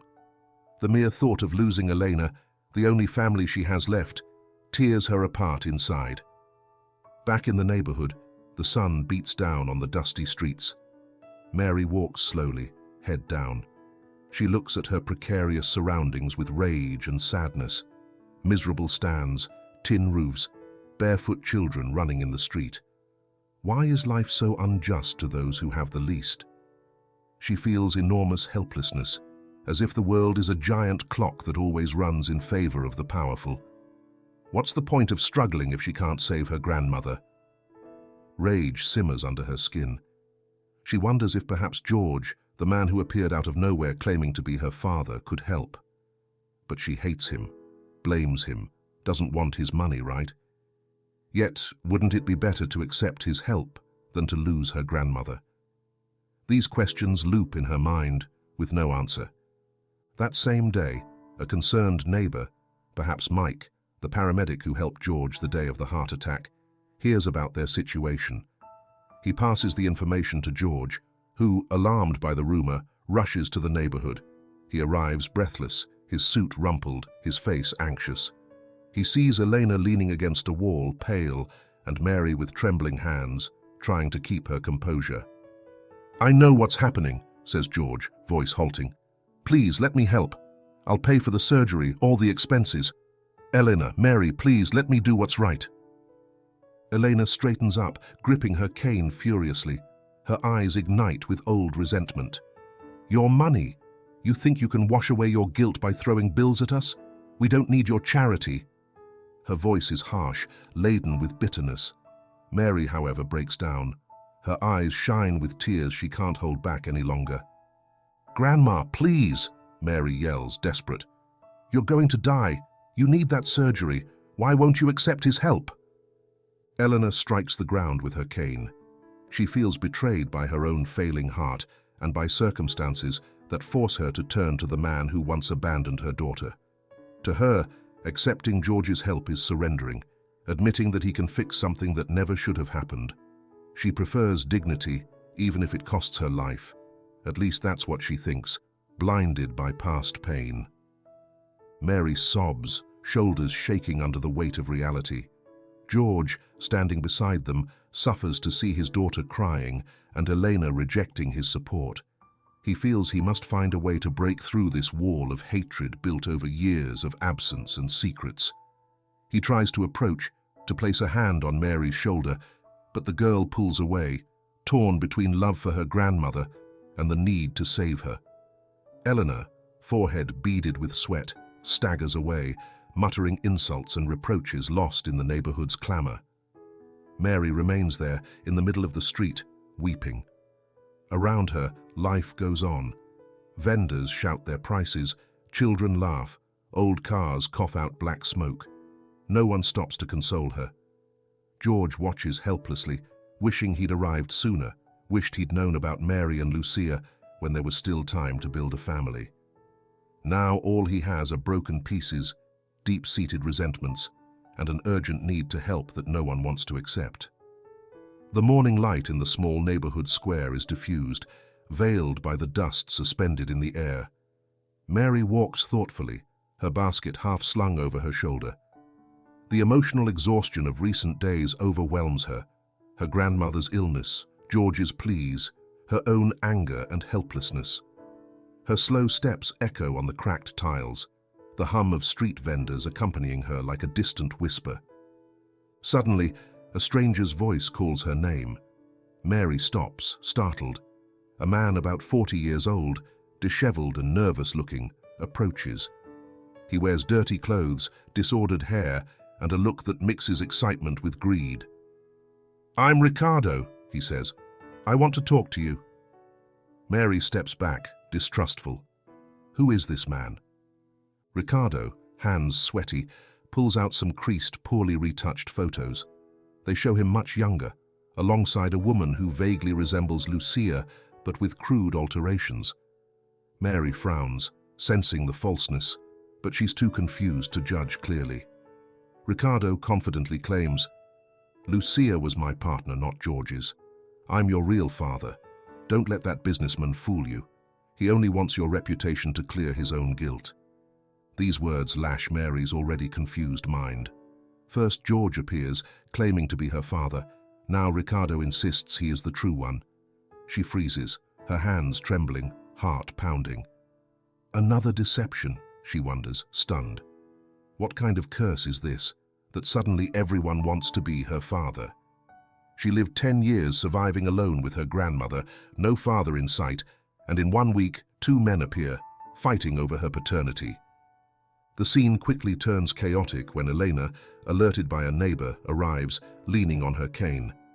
Seeing Ricardo brandishing those fake photos, she tries to hit him in fury. "Get out! Liar!"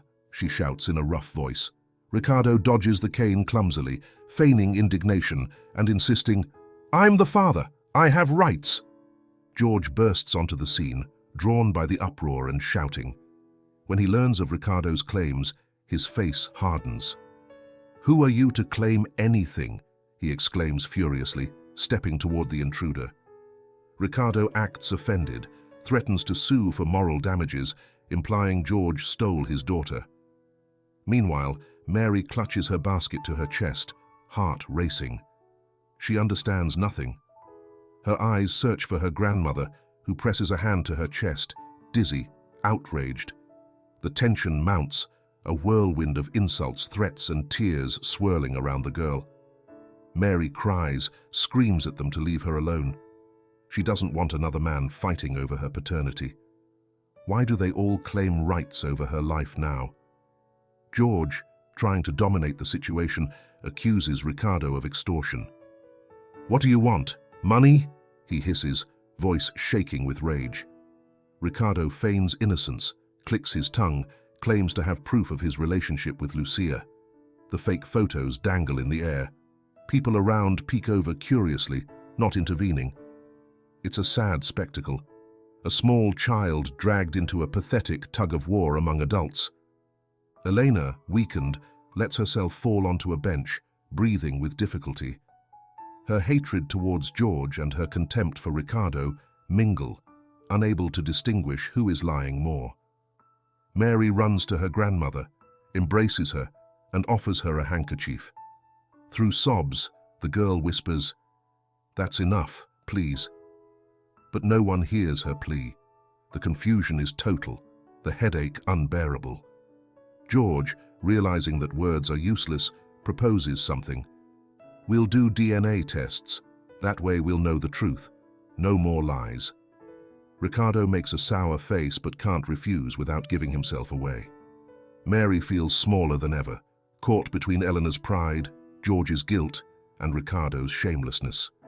In her child's mind, the notion of family is fading. What if neither of them is her real father? What if this nightmare never ends? The decision to rely on science hovers in the air. They will take genetic tests, find a clinic, and wait for the results. In the meantime, the tension doesn't dissipate. Ricardo leaves, muttering legal threats. George tries to approach Mary, but she's too frightened, too tired of being dragged along the emotional ground. Elena glares at him, unable to bear such humiliation. The private clinic, with its disinfectant smell and spotless white lights, contrasts with the dusty streets of the neighborhood. George, frowning and with slightly trembling hands, holds a paper with the DNA test request form. Elena, seated on a hard plastic chair, keeps her gaze low, her cane resting between her knees. Next to her, Mary swallows hard as a nurse prepares needles and test tubes. "It's the only way, Elena," George says softly, almost pleading. "We need to be sure, to protect Mary from frauds like Ricardo." The mention of that name makes Elena grip her cane tighter. In the end, without a word, she nods. She knows the doubt is gnawing at her soul. If the test shows Mary isn't George's daughter, it will free her from some of the burden of guilt. If it confirms paternity, at least they'll have the truth on the table. Mary, fear reflected in her large eyes, extends her arm for the blood draw. The needle slides in smoothly, a crimson drop flowing into the tube. George does the same, never taking his eyes off his daughter, trying to convey a calm he himself does not feel. After the samples are taken, the atmosphere remains tense, weighed down by heavy silence. Now they must wait. The nurse explains that the results will take several days. To Mary, those days seem like an eternity. Elena stands, leaning on her cane, and leaves without a word to George. Mary follows her, taking small steps, avoiding looking at her supposed father. George stays behind for a few more seconds, contemplating the empty chairs and the muffled hum of medical machines. As hours turn into days, each person copes with the weight in their own way. Clara, the journalist, keeps digging into the story, seeking any detail that could intensify her headline. Tony, George's partner, calls several times a day, demanding answers about the eviction signing. Octavio's greedy family hires a private detective, hoping to fabricate stories that smear Mary's and her grandmother's reputation. Ricardo prowls around the neighborhood, making ambiguous comments to curious neighbors, trying to sow doubts about George's honesty. In the neighborhood, Mary withdraws into herself. She barely exchanges 2 words with Elena. She prefers to wander through the narrow streets, basket empty, no longer selling sweets. She only walks, thinks, and observes the humble daily lives of the people, wondering why her existence got tangled in this web of disputes. She feels fragile, like a dry leaf at the mercy of the wind. Mike, the paramedic who saw her help George that day, approaches one afternoon and gently says, "The truth always comes to light, Mary. Be patient." Mary doesn't reply, but her tearful eyes shine with gratitude. That small show of empathy is an anchor in the midst of the storm. In the mansion, George reviews old letters, reading words Lucia wrote so many years ago. He looks at photos where Lucia smiles tenderly, remembers her dreams of helping the less fortunate. Regret consumes him. He lost so much time locked up in his finances, in his material success, ignoring his wife's pleas. Now, if Mary is his daughter, he understands he must do more than acknowledge her. He must honor Lucia's moral legacy. The idea takes root in his mind. Confront Tony, stop the eviction, invest in a different, more humane way. Not just for Mary, but for the families Lucia would have wanted to protect. Pressure comes from all sides, but this time George doesn't plan to yield. In the darkness of his study, he looks out at the city through a window.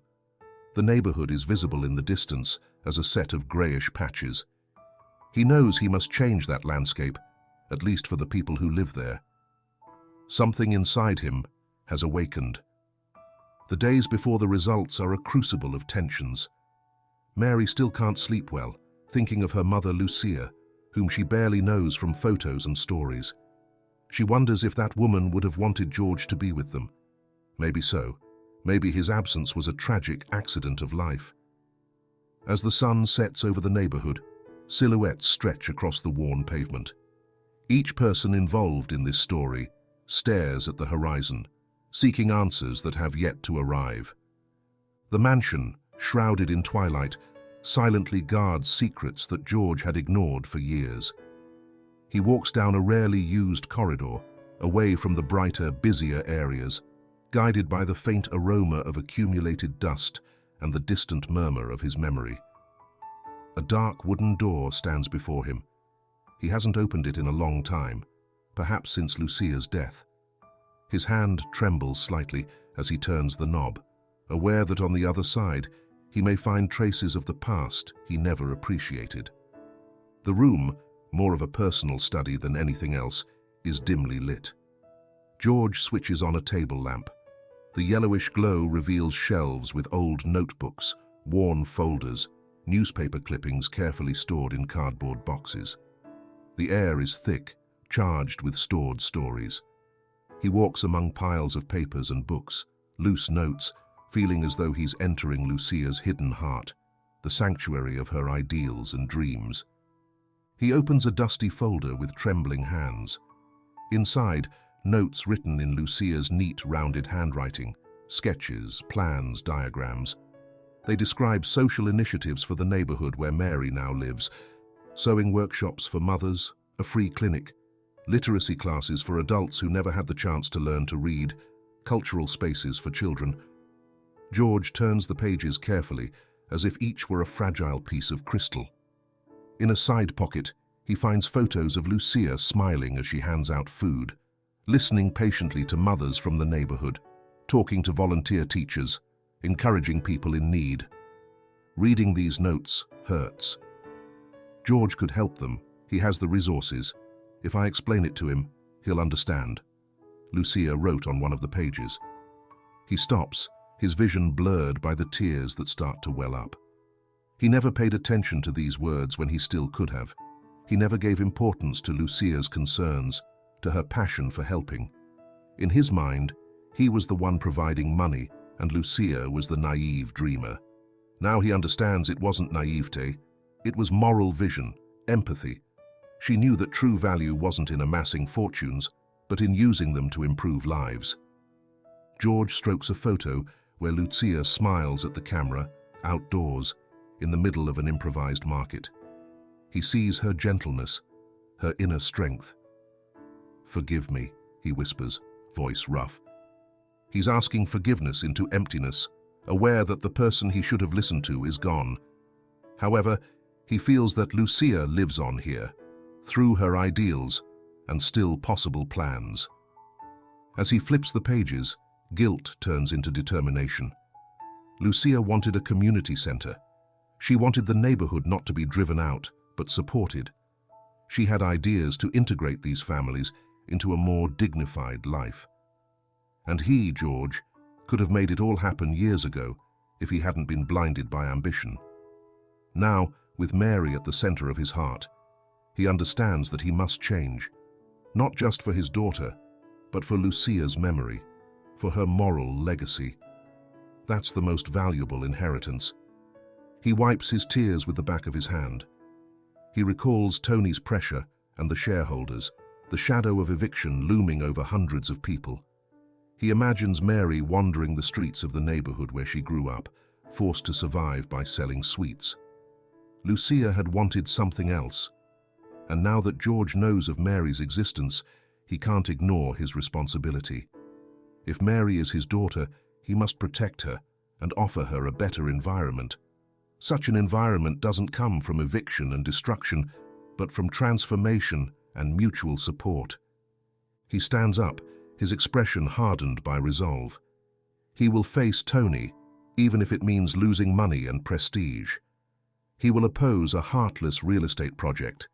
He will invest in Lucia's dream, build the community center, the clinic, the workshops. He will do what he should have done long ago. Even though Lucia is not here to see it, her spirit will live on in these actions, and Mary will understand that love is shown through deeds, not just belated words. He leaves the study with a firm step. The mansion remains silent, but he no longer feels trapped in inertia. Now he has a nobler purpose than protecting his wealth. He heads to his office with the folder under his arm, determined to prepare the arguments for the next meeting with the shareholders, ready to endure Tony's wrath. It doesn't matter. He will honor his wife's memory and fight for his daughter's well-being. The boardroom looks identical to the last time George was there, but the atmosphere is much heavier. The dark wood table reflects the halogen lights, and on the walls, portraits of founders and business awards silently watch the tense debate. Tony, standing at the head of the table, taps insistently on the surface with a finger. The windows, looking out onto the concrete jungle, let in a cold and distant gleam. "George, when will you sign the eviction?" Tony demands, showing a chart with descending lines. "Every day you delay this, we lose millions. The construction crews are waiting, the machines are ready, the investors are getting restless." Some shareholders nod, others, more cautious, remain silent. George, seated at the opposite end of the table, takes a deep breath. His gaze falls on the impatient faces of these impeccably suited men. Just a few weeks ago, he would have answered with numbers, deadlines, and profit margins. Now, the memory of Mary, of Lucia's notes, outweighs any figure. "We must postpone the project," he says calmly but firmly. "We need to reassess the social impact of this eviction." Disbelief colors Tony's face. "Social impact? Since when do you care about those things, George? You've always been the first to seek the highest economic return," he sneers, raising his eyebrows. An ironic laugh escapes a corner of the room. The shareholders look at each other. One, more direct, blurts out, "Since when is social impact a factor, George?" George remains silent for a few seconds. He thinks of Mary, the girl with Lucia's face who saved his life in the street. He thinks of the photos of Lucia handing out food, her vision of a community center. He remembers the inner promise to honor his wife's legacy. If he doesn't, what kind of man would he be? He lifts his chin and replies with confidence, "From now on." The silence that follows is dense. Tony clenches his fists, his face twisting in furious disbelief. "Have you gone crazy?" he roars. "This company doesn't run on sentimentality. If you don't sign, we'll lose the opportunity. We must act now." George keeps his gaze steady. It's not madness, he thinks. It's the first time he's acting with a true heart. But Tony, sensing control slip away, tries another angle. "Gentlemen," he says, addressing the shareholders, "it's clear George is not in his right mind. His personal life is affecting him. Are we going to let his family conflicts ruin such a promising deal?" The word destitution floats in the air, unspoken, until Tony drops it. "If you don't come to your senses, George, I'll be forced to propose your removal. The company can't depend on your emotional whims." Some of the shareholders hesitate. Others, colder in mentality, think about the losses. George's once unbreakable reputation is now in check. If he doesn't yield, he could lose his position, his fortune, the influence he worked so hard to accumulate. The real dilemma strikes his mind. Business or his daughter? Money or Lucia's moral legacy? There is no middle ground. If he yields, he betrays everything he's just discovered. If he resists, he risks his empire. Without giving a definitive answer, he asks for time. "I need a few more days," he murmurs. "It's a complex matter. I promise you a response soon." Snorting contemptuously, Tony ends the meeting. "Don't take too long, George. Patience has its limits," he warns threateningly. Some shareholders follow Tony with gestures of disapproval. Others remain, heads bowed, wondering about the unexpected transformation of their leader. George leaves the building with tense shoulders and his hands in his pockets. Outside, the traffic noise and the gleam of skyscrapers remind him of the material world he dominated until recently. He looks at the urban horizon. That's where he almost died of a heart attack. That's where Mary saved his life. Now he must return the favor to his daughter and to the neighborhood families. He must resist Tony's pressure, face the threats, risk it all if necessary. He breathes in the polluted air, feeling that, paradoxically, he now better understands the value of life. He remembers how Mary, without asking for anything, helped him at his weakest moment. To honor that gesture, To honor Lucia and the humble people, he must put justice and humanity above money. Break down the barriers of selfishness that isolated him for years. Night envelops Clara's apartment in a silence punctuated by the distant hum of traffic. She sits in front of her laptop, the bluish glow of the screen illuminating her features. On the table, empty coffee cups, pens, and her wrinkled notebook bear witness to days of frenetic work. Initially, she intended to tell a sensationalist story, a scoop that would catapult her to fame. But things have changed. Clara carefully reviews the information gathered. She spoke to Mike, the paramedic who witnessed George's heart attack. He told her how Mary, a 10-year-old girl, jumped in without hesitation to help a stranger, without asking who he was or how much fortune he possessed. Mike described Mary as noble and caring, not an imposter. Clara also talked to neighbors who admired the girl for her bravery and daily efforts selling sweets. Nothing in these accounts resembles a con artist. She also discovered that Ricardo lied. The photos he showed, supposedly with Lucia, are crude forgeries. The photomontage is of poor quality, the dates don't match, the clothing doesn't correspond to the era. Clara found inconsistencies when checking hospital data and public records. She also uncovered suspicious bank transfers to the private detective hired by George's greedy family. Everything suggests a conspiracy to discredit Mary, tarnish her name, and prevent any legitimate claim. She frowns, sighs. At first, Clara only wanted a blazing headline: "Illegitimate daughter of the magnate," or "The girl who could inherit millions." But now she sees something much deeper. There's a man, George, facing his guilt after a lifetime of omissions. There's an innocent girl, Mary, who doesn't ask for luxury or recognition, only the truth about her origin. There's a sick, dignified, resentful grandmother, and an entire neighborhood on a razor's edge. Around them, vultures, Ricardo, lying to take advantage, George's family, plotting false reports, shareholders pushing for eviction, Tony obsessed with profits, and Clara herself, who once fed on the sensationalism without empathy. Now, seeing the full story, she feels she can't continue down that path. An ethical tremor shakes her. Should she tell it as it is, honestly, without resorting to cheap sensationalism? Does she have the courage to give up instant fame for a more humane, more truthful report? Before, she wouldn't have asked herself this question. Now, after thorough investigation, after seeing the complexity of those involved, she understands that being a journalist carries a moral responsibility.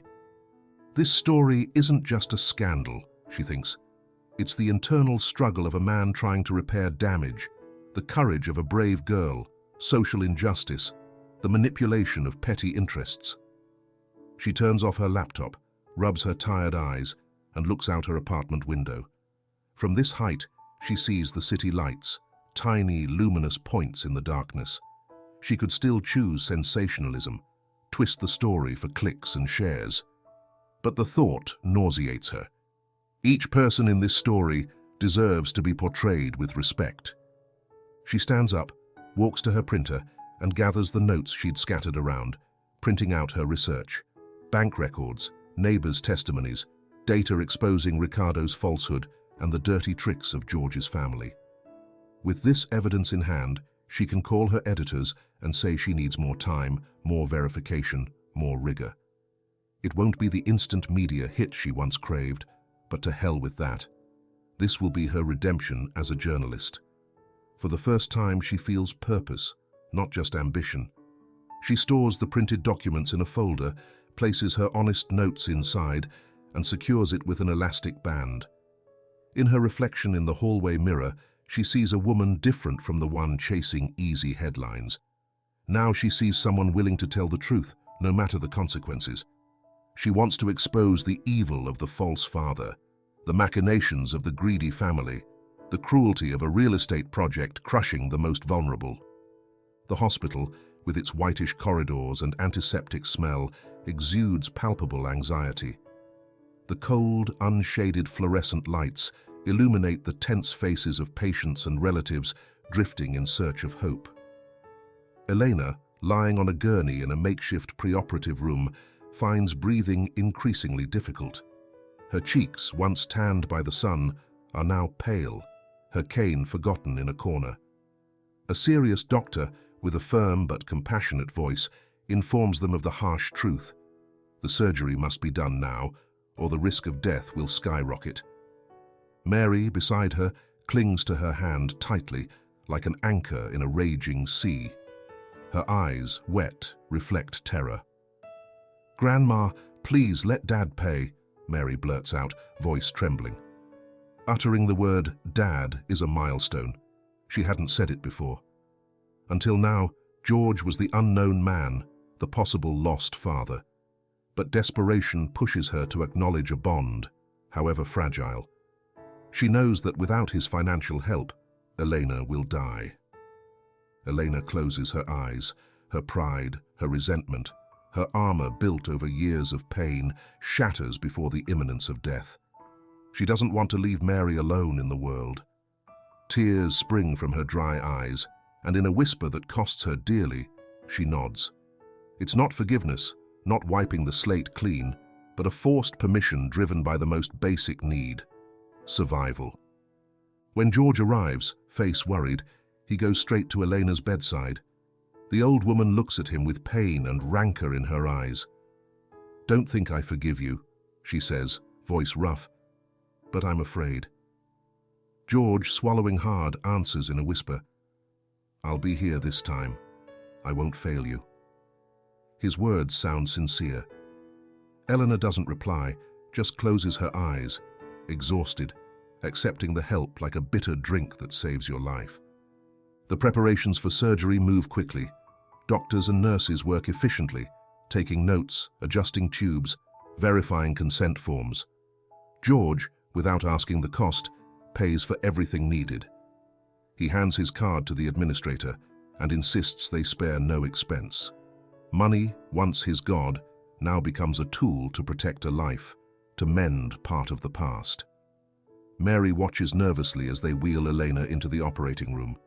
She sees her grandmother lost among sheets and machines, a brutal contrast to the strong, tough woman who raised her.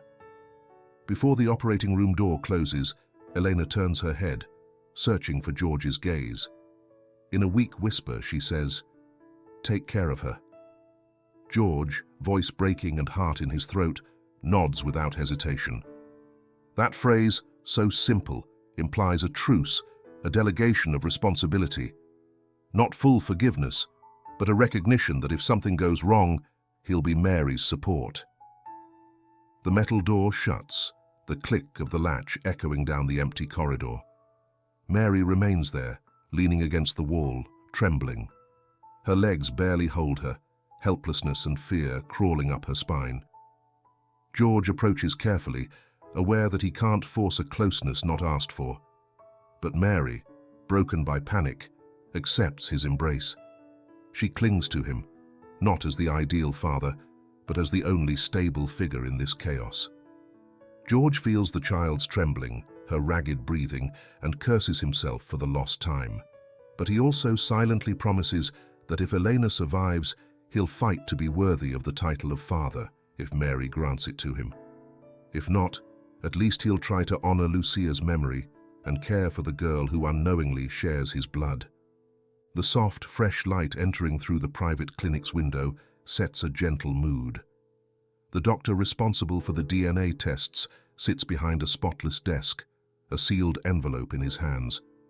George, Mary, and Elena sit before him. None of them breathe normally. The air feels dense, unbreathable. A ceiling fan emits a steady hum, and a wall clock marks the passing seconds with implacable ticks. Elena, still weak after the operation, makes an effort to stay upright. Mary, hands clasped, barely blinks. George, standing beside Mary's chair, tries to contain the trembling in his fingers. The doctor, a middle-aged man with a professional demeanor, opens the envelope deliberately. His eyes scan the page before speaking. Silence stretches out like an abyss. Finally, in a firm voice, he says, Mary is biologically George's daughter. The sentence hangs in the air, undoing knots of uncertainty. A choked sigh, almost a whimper, escapes Mary's throat. It's not just relief, it's also pain, for every year she lived without knowing. George closes his eyes for a second, feeling a weight lift from his chest. Eleanor, with her bandaged, weak hand, sheds a silent tear. No more doubts. The truth they so feared and awaited is confirmed. Behind the slightly ajar door, Ricardo had been trying to sneak in to witness the scene. A security guard, alerted by the staff, catches him. The intruder curses, tries to make excuses, but the guard ejects him without mercy. Ricardo's deceit stands revealed before witnesses, his facade crumbling. The muted murmurs from behind the door deliver the final blow to his reputation. With him out of the picture, the air clears slightly. Mary weeps quietly. Her tear-filled eyes reflect a bittersweet mixture. Now she knows George is her father, that those manipulations were false. But she also feels the sting of every empty Christmas, every birthday without a father, every unmet need, for the lost time that can never be regained. George, aware of it, approaches cautiously, as if afraid to break something fragile. He places a hand gently on the girl's shoulder. She doesn't pull away, doesn't look at him, but neither does she reject him. It's a first bridge, a small sign that trust might grow in time. The doctor, relieved to have done his part, closes the folder. He warns George that he could take legal action against Ricardo for fraud and extortion. George nods, not out of a thirst for revenge, but with the desire to protect Mary from more lies. He thinks that justice must now take its course, while he focuses on caring for his daughter. Elena, her voice weak but clear, thanks him for the truth. It's not a total acceptance of George, but the certainty of the biological relationship legitimizes the man's presence in Mary's life. The wound of deception begins its slow healing. The atmosphere in the room has changed. Before there was a knot of tension. Now there are tears, pain, but also a strange peace. The truth, finally stripped of deceit, offers a starting point. Mary wipes her tears with the back of her hand, not removing her shoulder from George's touch. He remains there, ready to support her, to listen to her silence, to take the step he never took before. As the doctor stands up to leave them some private space, the camera focuses on the image of father and daughter, sharing a moment that isn't one of pure happiness, but of honesty. A new stage opens before them, a chapter in which the lie has been banished and the question of paternity has an answer. Now it's a matter of what they will do with that truth, how to build a bond on the ruins of the past. The boardroom, where once numerical coldness and impersonal calculations prevailed, presents a different atmosphere this afternoon. The same white walls, the same halogen lamps, the same minimalist furniture. But the environment is tense and at the same time charged with doubt and possibility. Tony, seated in his usual chair, watches his colleagues with a frown. Before, he dominated every meeting with his implacable pragmatism, but today things have changed. The difference lies in the whispers and glances among the shareholders. Thanks to Clara's sincere journalistic coverage, public opinion has turned to questioning the eviction project. Honest, detailed articles circulate online, dissecting the social impact of the plan. After reading them, society grows uneasy, voices opinions, demands more corporate responsibility. Some investors, sensitive to the tide of criticism, begin to reconsider their positions. Do we really want to be known for evicting humble families? Murmurs a grey-haired shareholder, eyeing the profitability charts with new doubts. Another, wearing elegant glasses and looking analytical, comments, "If the press keeps digging and the public grows outraged, the company's brand will suffer. Perhaps we should reconsider our strategy." Tony clenches his jaw, uncomfortable. Before, his word was law. Now those minds he thought aligned with his vision start to question him. It doesn't help that Clara interviewed neighborhood residents, showing images of Mary, the girl who saved George, smiling timidly at her school. The public reacted with a torrent of letters to the editor, online comments, social media posts. Many applaud George's stance in seeking a more humane alternative to building luxury towers. The narrative, once purely about gain and profit, now faces the scrutiny of a public sensitive to others' suffering. In the preceding days, Tony had counted on everyone's unconditional support, shielded by the promise of quick profits. Today, that promise is clouded by potential disgrace. What if the corporate reputation falls? What if socially responsible investors are frightened off? Some shareholders start thinking long-term. They know that a company with a positive image can attract ethical investors, improve its reputation, and generate more solid and lasting benefits. What good is a quick profit if the brand is tarnished for years? Tony, who prided himself on being the most pragmatic, now finds himself trapped. Before, he could settle any debate by waving statistics and figures. But the media and social pressure generated by Clara's ethical work has changed the rules. Society is watching and voicing its opinions, and the shareholders are no longer deaf to those whispers. They've understood that what they decide today will define their status, not only financially, but also morally. George isn't in this meeting, but his spirit is felt in the changing winds. His more humane stance and determination to halt the eviction have gained an echo Tony didn't foresee.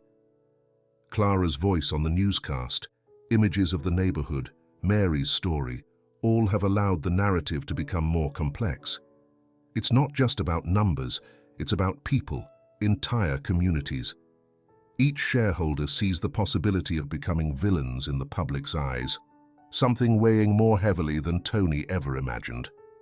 He looks out the window, trying to ignore the growing murmurs in the room. The city skyline rises imposingly, reflecting the economic power that always inspired him. Now, that view doesn't give him the same security.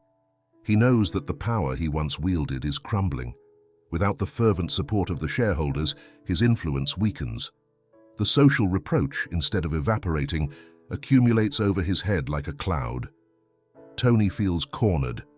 Doubtful shareholders, critical comments, media pressure. All these elements converge against Tony. The era when companies could act unscrupulously without facing consequences fades before his eyes. Jaw tightened, fists clenched. His mind races to find a new narrative to avoid losing everything. But the gazes are no longer unconditional. Now there are those who think long-term, who see humanity as a strategic factor, who suspect that George is right. In Clara's apartment, morning light filters through the light curtains, creating a serene atmosphere, a contrast to the tension about to erupt in the outside world. The journalist takes a deep breath, her laptop on, and the screen showing the final draft of a devastating report. Today, she will deliver the final blow, a lengthy article detailing the receipts paid to the private detective by George's greedy family, leaked recordings in which Octavio and Teresa, his opportunistic relatives, plan to discredit Mary. Each line, each paragraph, is a dagger aimed at the integrity of a family willing to trample on the truth to keep their inheritance intact. With a firm click, Clara publishes the report. The first reactions don't take long. On social networks, in forums, in news comments, the public's indignation explodes. They share fragments of the recordings, screenshots of the detective's receipts. People are stunned by the cruelty, by the depths Octavio and Teresa descended to stain a child's name and destroy her dignity. At George's mansion, the man reads the report on a tablet. His eyes scan the details, the accusations, the evidence. He feels anger at the poison his own family tried to inject into Mary's life, but also immense relief to see the truth finally come to light. There's no room for doubt now. His daughter is not an imposter. His in-laws' family has been unmasked before the world. It's painful to confirm the internal rot, but clarity is preferable to illusion. Society as a whole condemns Octavio and Teresa. Cornered by public opinion, they try to deny everything, arguing that they are victims of a conspiracy. However, Clara's evidence is overwhelming. Signed letters, text messages, revealing audio. Nothing can wash away the stain they've left on their name. Their reputation vanishes. The investors and social contacts who once flattered them now keep their distance.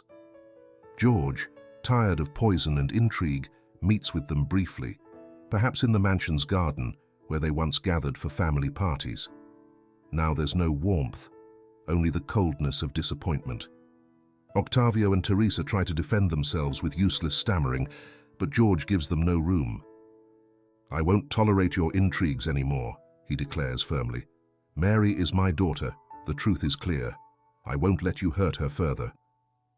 George's gaze is hard, driven by a new inner strength. His relatives, powerless, lower their heads at the evidence. With no arguments and their image ruined, they leave without looking back. The farce has collapsed with a crash. From a nearby hallway, Mary watches the scene. She doesn't hear every word, but sees George's stance, his determination, the way he defends his place as a father. She feels a gentle warmth in her chest. Before, she saw him as a stranger, an absentee. Now, though not everything is resolved, although the old wound remains open, she perceives him as a protector. It's the first step toward a trust that must be earned day by day, gesture by gesture. But this scene, so simple, fills her with new hope. As evening falls, the sun paints the sky with soft orange hues, as if nature were celebrating the end of falsehood. In the mansion's yard, far from the media uproar, Mary and George exchange looks. In their eyes is pain, memory of what was lost, but also a promise. Mary's hand releases the basket of sweets that once sustained her. George's hand, empty of contracts and documents, seeks a way to extend an emotional bridge. The farce of the greedy family is over. The world now knows who are the villains, who the victims, who fights for the truth. Clara, in her apartment, receives messages of congratulations for her ethical work. George and Mary, in silence, move 1 centimeter closer to the idea that they can build something new, a bond stronger than lies, more resilient than intrigue. The serene sunset accompanies this shift in eras. The darkness of lies gives way to a more human and sincere clarity. In the hospital, time passes differently from the outside world. Inside, time feels heavier, each second weighing on the chests of those waiting for news of a loved one. Elena lies on a gurney, about to enter the operating room. Her face, marked by wrinkles and invisible scars, shows fatigue and fear, but also courage. She doesn't want to leave Mary alone, without a guide or a protective figure. Mary and George wait in the hallway, trembling with nerves. The white walls, the intense antiseptic smell clinging to their nostrils, and the distant beeping of a monitor form a setting that intensifies their anguish. Mary clings to George's jacket sleeve, trying wordlessly to find support. He, aware of the moment's fragility, offers his silent presence. No words can ease the tension. Before the anesthesia takes effect, already in the operating room's antechamber, Elena gestures to the anesthesiologist for a moment with George. The man nods, respecting this gesture of humanity before the procedure. George approaches uncertainly, and Elena, voice faint, extends her hand with effort. He takes it, noticing the slackness of her fingers, the weakness of her tired bones. "Forgive me," Elena says, tears silently gathering at the corners of her eyes, "for not telling you about Mary. I was so hurt by Lucia's absence, and you weren't there when she needed you most. I didn't want you to have Mary. I didn't trust you. And now, I don't want to leave with that weight." George feels a knot in his throat, and guilt bites him again.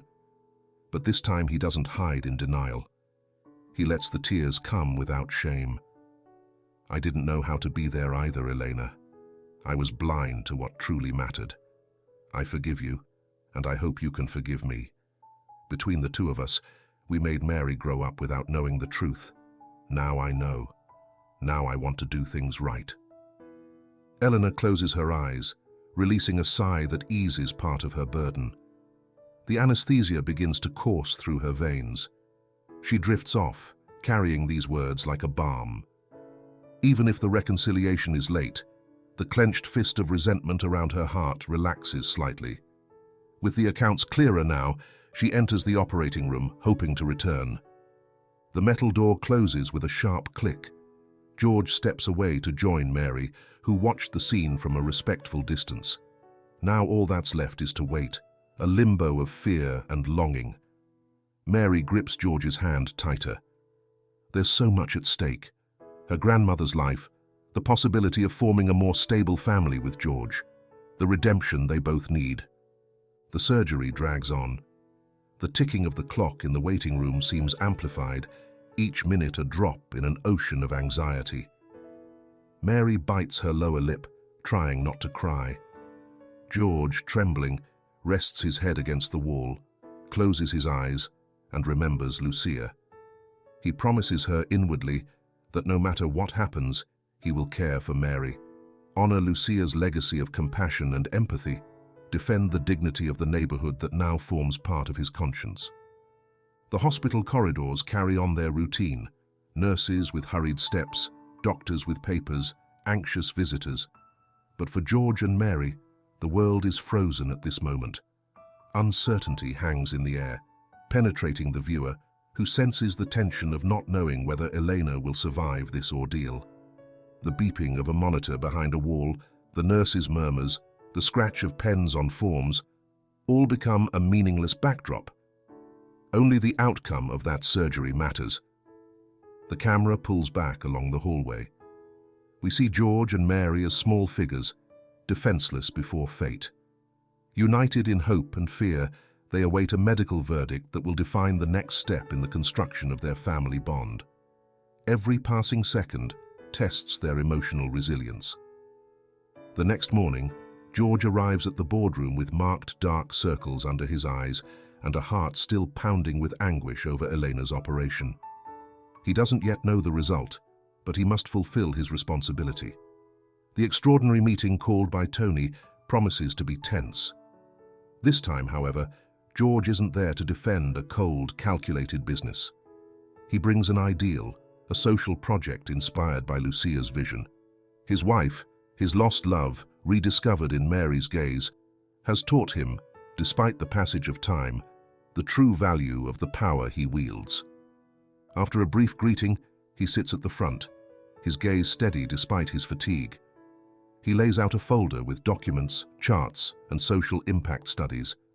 The dark wooden table reflects the seriousness of the meeting. The shareholders watch him curiously. Tony, lips pressed tight and brow furrowed, waits with folded arms, ready to counter. George speaks without hesitation. "Gentlemen, I've reconsidered the real estate project. Instead of evicting the neighborhood, I propose rehabilitating it, building a community center named after Lucia, my late wife, who always wanted to help humble people. Long-term projections show that this investment will bring a positive impact on our brand, attract investors concerned with social responsibility, and generate loyalty among our customers. In a world where image matters more than ever, empathy and social commitment are the best strategy." The room remains in expectant silence. One shareholder, the grey-haired one who once doubted, nods thoughtfully. Another, the one with fine-framed glasses, casts an approving look. The media pressure after Clara's reporting has changed the atmosphere. Public opinion will no longer tolerate dehumanization in pursuit of quick profits. The narrative has shifted, and George understood it. Tony can't hold back any longer. "This is madness. We'll lose immediate profits. We're here to make money, not to do charity," he roars, pounding the table with his fist. His voice echoes, but no longer intimidates as before. George remains calm. He knows that the public, social networks, customers, and even younger investors today seek companies with a soul, not heartless monsters. The world has changed. The shareholders now understand it. A sustainable, ethical project committed to the community, can bring lasting benefits beyond ephemeral earnings. "It's time to adapt," says George calmly. "If we don't, we'll be rejected. Reputation is a pillar we can't ignore, and social good will become our ally." Tony looks around, searching for support, but doesn't see the same faces of blind obedience. The murmurs are not in his favor. One shareholder says, "We don't want to be seen as villains." Maybe George is right. A good image can be profitable in the long run. Alone without allies, Tony grunts something unintelligible, stands up angrily, and tosses his pen onto the table. "I won't be part of this naivety," he declares irately. "I resign from my participation. Do what you want." He leaves with a door slam echoing down the hallway. George watches him go without rancor, aware that today he has gained something more than money. The shareholders vote in favor of George's plan. At first, there's timid applause filling the room. Then the clapping becomes firmer, approving, sincere. George feels immense peace. He has regained the moral control of his company. He is honoring Lucia's memory, safeguarding Mary's home, and betting on human dignity. All this comes with sacrifices, but he doesn't mind. He has understood the true value of his power. Leaving the room, folder in hand and back straight, a tired but genuine smile appears on his face. Passing by the building's glass panels, he sees his reflection. He is no longer the cold man from the beginning, obsessed with figures and aggressive projects. Now he's someone capable of love, protection, and remembering Lucia's name with pride in every act of solidarity.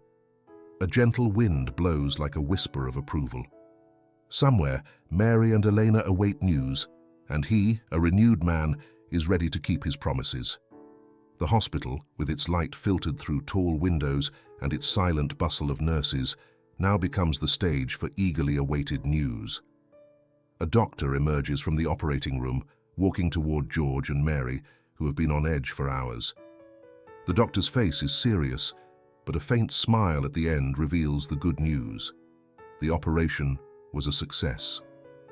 Elena has survived. Her repaired heart beats with renewed strength. Hearing the word "successful," Mary releases the breath she'd been holding in a sigh of relief that turns into sobbing. George, emotions running high, holds her tightly. Throughout this time, they have supported each other, united in anguish and hope. Through tears, Mary allows herself for the first time to call him Papa softly.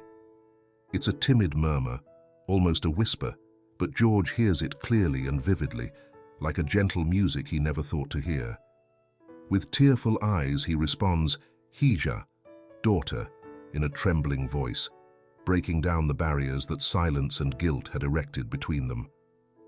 Later, in a quiet hospital room, Elena lies in bed with IV drips and monitors controlling her vital signs. She's weak but conscious. Seeing her, Mary rushes to her side, gently stroking her hand. George approaches cautiously, aware that his relationship with Elena is delicate but now tinged with reconciliation. Observing the scene, Elena sees how George and Mary gaze at each other affectionately. She can't hold back her tears. If her heart beats stronger now, it's because of the hope of finally seeing them united. Hours later, with calm settled in the room, Mary sits next to George. She holds his hand, while Elena rests with heavy eyelids but a wakeful mind. With curiosity and need, Mary asks her father about Lucia. Mentioning her mother's name opens an emotional window into George's story. He answers softly, voice full of pauses and emotion. "Your mother, Lucia, was a compassionate woman, full of dreams. She wanted me to understand the importance of helping others and not focusing only on money. She organized sewing workshops for the neighbors, charity meals for those in need. She talked to me about a community center that could change the neighborhood's life. I didn't know how to listen back then, but now I do." Mary listens, fascinated, imagining her mother as a young woman dedicating time and energy to those who had less. Each anecdote brings her closer to the woman she never got to know, but whose spirit lives on, in the actions her father now wants to carry out. She understands that Lucia isn't dead, as long as her legacy endures in the good deeds George now aspires to make real. That community center bearing her mother's name isn't just a tribute. It's a promise of a better future for many. Eleanor, lying in bed, watches the scene with tearful eyes. Her weakness doesn't stop her from smiling. She sees George, no longer a distant magnate, but a renewed man capable of love and protection. She sees Mary, a girl who can finally say "Papa" without resentment. And in that generational bridge that Lucia formed with her memory, old wounds begin to heal. The joined hands of Mary and George, one big, one small, symbolize the family's reunion, the possibility of a shared life without lies or secrets. Eleanor closes her eyes, relieved not only by her mended heart, but also by the comfort of knowing that Mary won't be alone, that she has regained her father, and that the family, fragmented by pain, is finally reuniting under the banner of love and understanding. The afternoon sun, entering through the hospital window, illuminates that intimate scene. The promise of a new beginning floats in the air. In the faint antiseptic scent, one can also perceive the subtle fragrance of hope. Weeks pass, and the neighborhood, once threatened by eviction, comes alive again.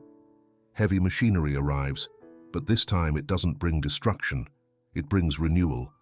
Trucks with tools, cranes lifting materials, workers in helmets and reflective vests spread through the dusty streets. The metallic sound of shovels and the rhythmic hammering don't instill fear, but make hope vibrate. Instead of evicting families, they improve sewers, pave streets, paint facades in cheerful colors, and install streetlights to brighten once unsafe nights. The smell of fresh asphalt and the sight of newly painted walls reflect a different decision. The neighborhood will stand, more dignified than ever. The neighbors participate willingly, not out of obligation, but with enthusiasm. Some women help prepare drinks and snacks for the workers. Young people assist in clearing debris and moving materials. Children watch with bright eyes, understanding that something big is happening.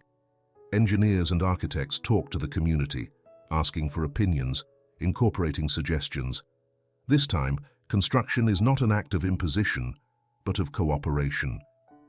The presence of professionals who listen instead of threaten creates an almost festive atmosphere. Rumors spread.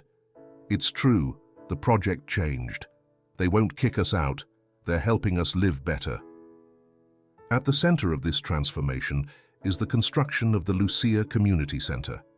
A large sign with a smiling portrait of Lucia, the woman who dreamed of building bridges, presides over the entrance. Flowers decorate the perimeter, donated by neighbors wanting to embellish their new community home. People propose workshops, sewing, literacy, music, sports. What was once a utopia is now becoming real. Conversations about the future no longer revolve around the anguish of expulsion, but around which workshops to open first, how to schedule volunteers' time. Mike, the paramedic who once showed Mary how to help George, offers to teach first aid courses to young people. "You never know when you might save a life," he says with a smile. Mary, who once sold sweets on street corners to survive, leaves that task behind. Now she has time to study, to be a child, to learn without the shadow of urgent need. She signs up for painting classes at the community center under construction, where a couple of local artists teach how to blend colors, how to draw lines confidently. With fingers stained by watercolors, Mary dares to create a portrait of Lucia from a faded photo that George gave her. She pays special attention to the eyes, trying to capture the gentle look her father's stories described. She mixes colors innocently, not aiming for perfection, just honesty. When George sees the painting, he feels a lump in his throat. Lucia's face, painted by his daughter's hand, is an invisible bridge between past and present. Mary's innocence and Lucia's love join in those simple yet meaningful strokes. The entire neighborhood breathes different air. The once gray streets now display colorful murals. A new makeshift market arises on a corner, unafraid of eviction. Neighbors greet each other with renewed complicity. Small gatherings are organized to decide the center's schedule, to propose new courses. George, who no longer looks into the mirror with guilt but with determination, shows up when he can, chatting with those who once feared his name. No one forgets that it was Mary, the girl with Lucia's face, who saved George, and this generous act now reflects in every decision made by the transformed entrepreneur. His company no longer limits itself to immediate profitability. It invests in humanity, integration, and bonds not measured by numbers. Elena, still convalescent but growing stronger every day, looks out from the window of her rented room at the progress in the neighborhood. She feels a warmth inside. Her granddaughter no longer suffers or merely survives. She truly lives now. Elena's repaired heart beats with satisfaction as she sees that Lucia, though physically absent, has triumphed over indifference. The dream of the community center takes shape in reality, confirming that the seeds of compassion, if watered with effort and honesty, can bloom even amid asphalt. Clara is in the TV studio, seated before the cameras, this time without the nervousness of chasing an easy scoop, but with the calm of someone who has seen things from the inside. The lights shine on her face, the producer signals behind the glass, and the microphone captures her steady breathing. Before her, a monitor displays sequences from the documentary she's about to present. She has worked hard on this final report, polishing details, verifying sources, making sure every testimony reflects the human complexity she discovered. On the screen, the images unfold, the neighborhood before, with dusty streets, cracked facades, and anguish floating in the air. Then, the neighborhood now, with machinery that rebuilds instead of destroying, with neighbors organizing workshops in the community center named in honor of Lucia, with children smiling instead of fearing the future. The camera shows fragments of interviews with happy neighbors, grateful not to have been displaced, but included. It also shows the evolution of George, the businessman who left behind his cold armor to become a man who bets on empathy and social justice. Of course, Mary, the girl who started the chain of changes without meaning to, occupies a central place in the narrative. Her innocent and brave image becomes the symbol of the community's rebirth. Clara no longer seeks sensationalism.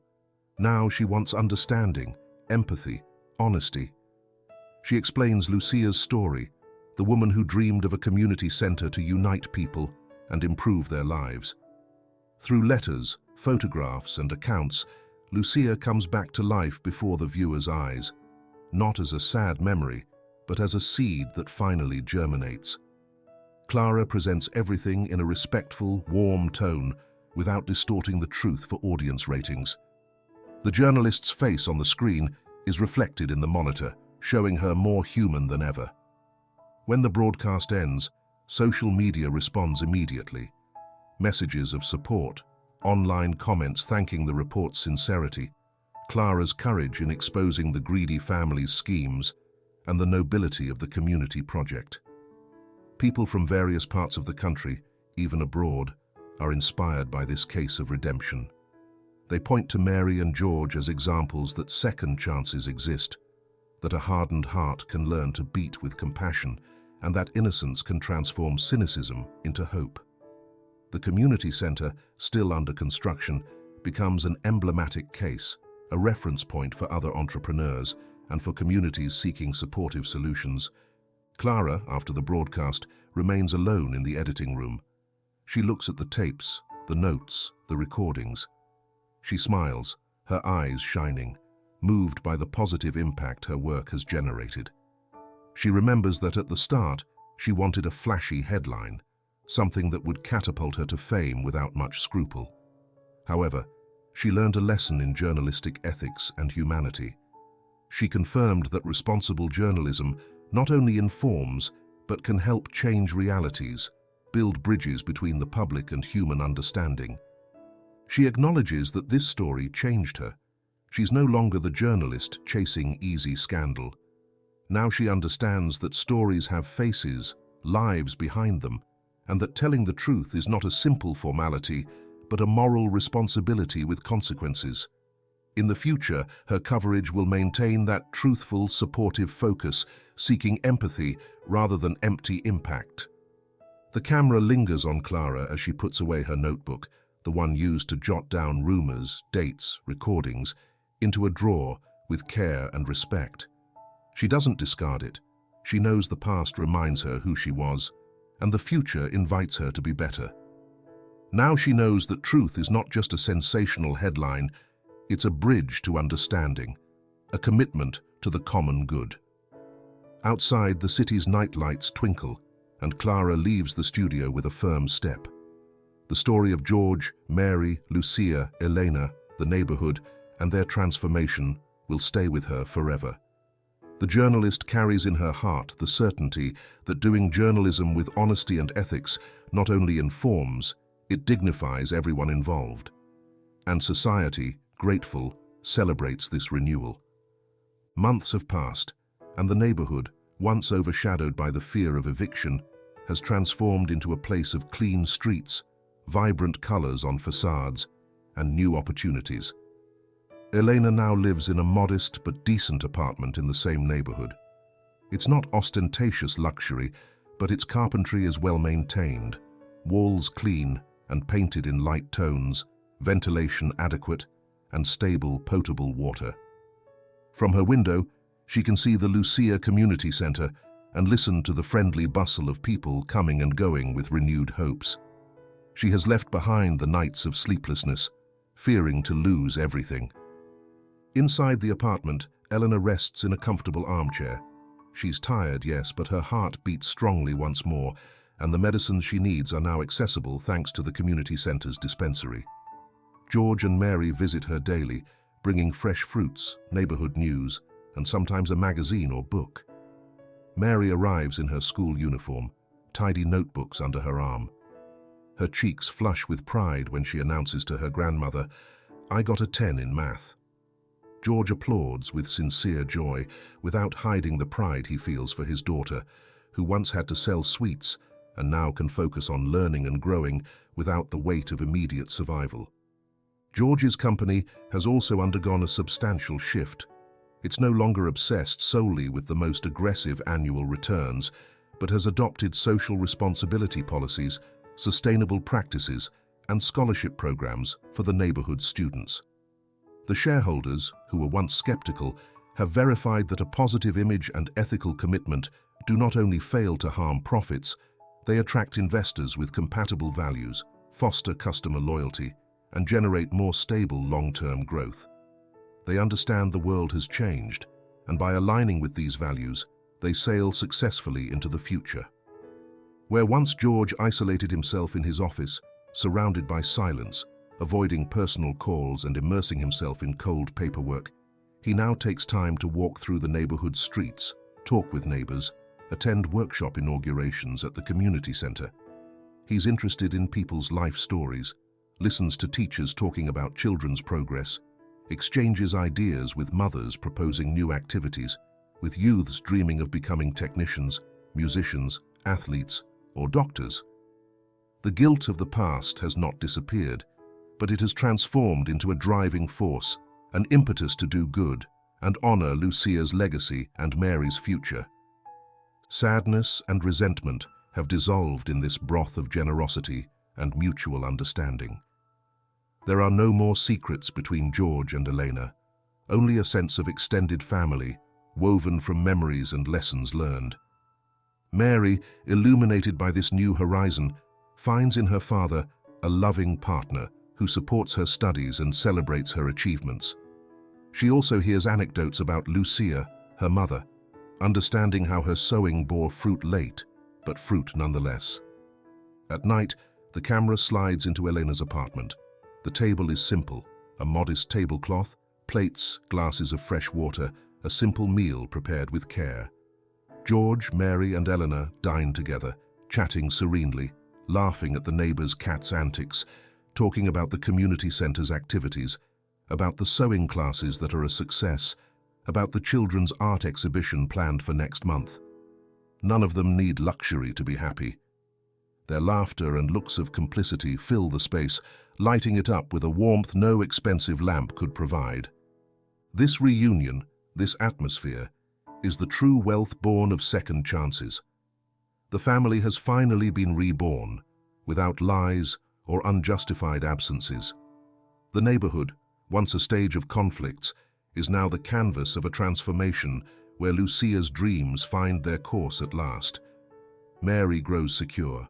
Eleanor lives without fear. George has recovered his humanity.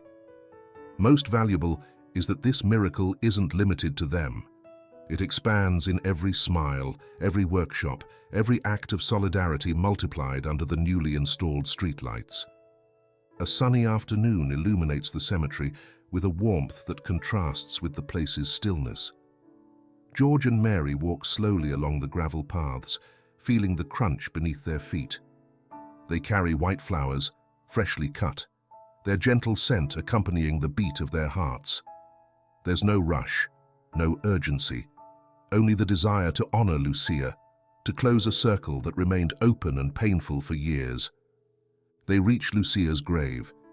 It's clean, with a marble headstone reflecting the sunlight. A carefully engraved plaque acknowledges her social work and inspiration. To Lucia, who sowed empathy where there was indifference, who loved without conditions. On the grave, other wilted flowers attest that they're not the first to remember her. Mary places the white flowers gently, arranging them with her small hands. George, beside her, caresses the headstone with his open palm, as if hoping to feel Lucia's warmth in the cold stone. The silence around them is gentle, not oppressive. The cemetery, with its trees rustling leaves in a light breeze, with the occasional bird song, becomes a place of peace. This isn't George's first visit, but it is the first time he comes with an open heart. Mary, holding his hand, observes the plaque and thinks of the mother she never knew, but now understands so well through stories, photos, and the transformation her father has undergone. George, voice trembling, speaks to Lucia. "Forgive me, Lucia. I should have listened to you, should have been with you, read your letter in time." His eyes grow moist. The wrinkles in his brow reveal the weight of every word. This is his final act of contrition. He no longer justifies himself, no longer evades. He acknowledges his mistake, his absence, his blindness to the light she offered. His crying is not loud, but contained, sincere, full of regret, and also of immense love that, despite everything, kept living in him. Mary, moved, squeezes her father's hand and adds softly, "Mama, I'm okay. Papa and I remember you every day. I've learned about your legacy, the things you dreamed of. I'm learning, growing, and I know you're proud." Her words, simple and pure, complete the truncated dialogue Lucia never had in life. Their tears mix with the gentle breeze. The camera takes its time capturing the intensity of the moment. Here there are no media cameras, no journalists, only the father, the daughter, and Lucia's memory, vibrating among them, and the world changed by her seed. In the distance, beyond the cemetery walls, the neighborhood can be glimpsed. As the camera rises, it shows the now clean streets, the painted facades, the nearly finished community center. A teacher teaches sewing, emulating the lessons Lucia would have wanted to give. Children run playing, free from the burdens that once weighed them down. A small clinic treats patients for free, relieving suffering and fulfilling the dream of meeting urgent needs. Thus, the neighborhood has become a tangible reflection of the compassion Lucia sowed without expecting anything in return. In the foreground, George and Mary, at the foot of the grave, embrace. It's no longer a fearful embrace, but a firm one, full of complicity. They understand that Lucia's essence lives in them, in the neighborhood, in each act of kindness they perpetuate. George's guilt transformed into positive action, Mary's doubts turned into knowledge and affection, Elena's resentment dissolved into warmth, the company's coldness became social responsibility. And so, each loose thread of the past finds a worthy knot in the present. The story concludes in reconciliation. leaving the viewer with tears of emotion and the certainty that love, responsibility, and empathy can transform pain into a new life full of meaning. There is no grandiose ending, just the serenity of a completed cycle. Lucia, absent in body, is more present than ever in the actions of those who love and build, in dreams fulfilled, in Mary's smile, in George's outstretched hand. The sunset's golden light bathes the final scene, and the gentle breeze continues to rustle the nearby leaves, whispering that all is at peace. This story reminds us that even the deepest wounds can become seeds of hope. A brave girl, a lost memory, and the invisible force of love show us that true change does not arise from material wealth, but from the will to repair harm, acknowledge mistakes, and rescue the compassion latent in every heart. Where oblivion and selfishness once prevailed, the courage to face the truth, the commitment to heal, and the shared empathy cause new lives, legacies, and communities united by mutual understanding to blossom. Thank you for staying with us until the end of this story of transformation and hope. Today we learned that love, empathy, and courage can change entire realities. If George, Mary, and Lucia's story inspired you to see the world with more compassion, don't forget to leave us a like, subscribe for more content like this, and share this message with those who need to believe in second chances. See you in the next video, where we'll continue sharing stories that remind us of the strength of humanity. Until next time.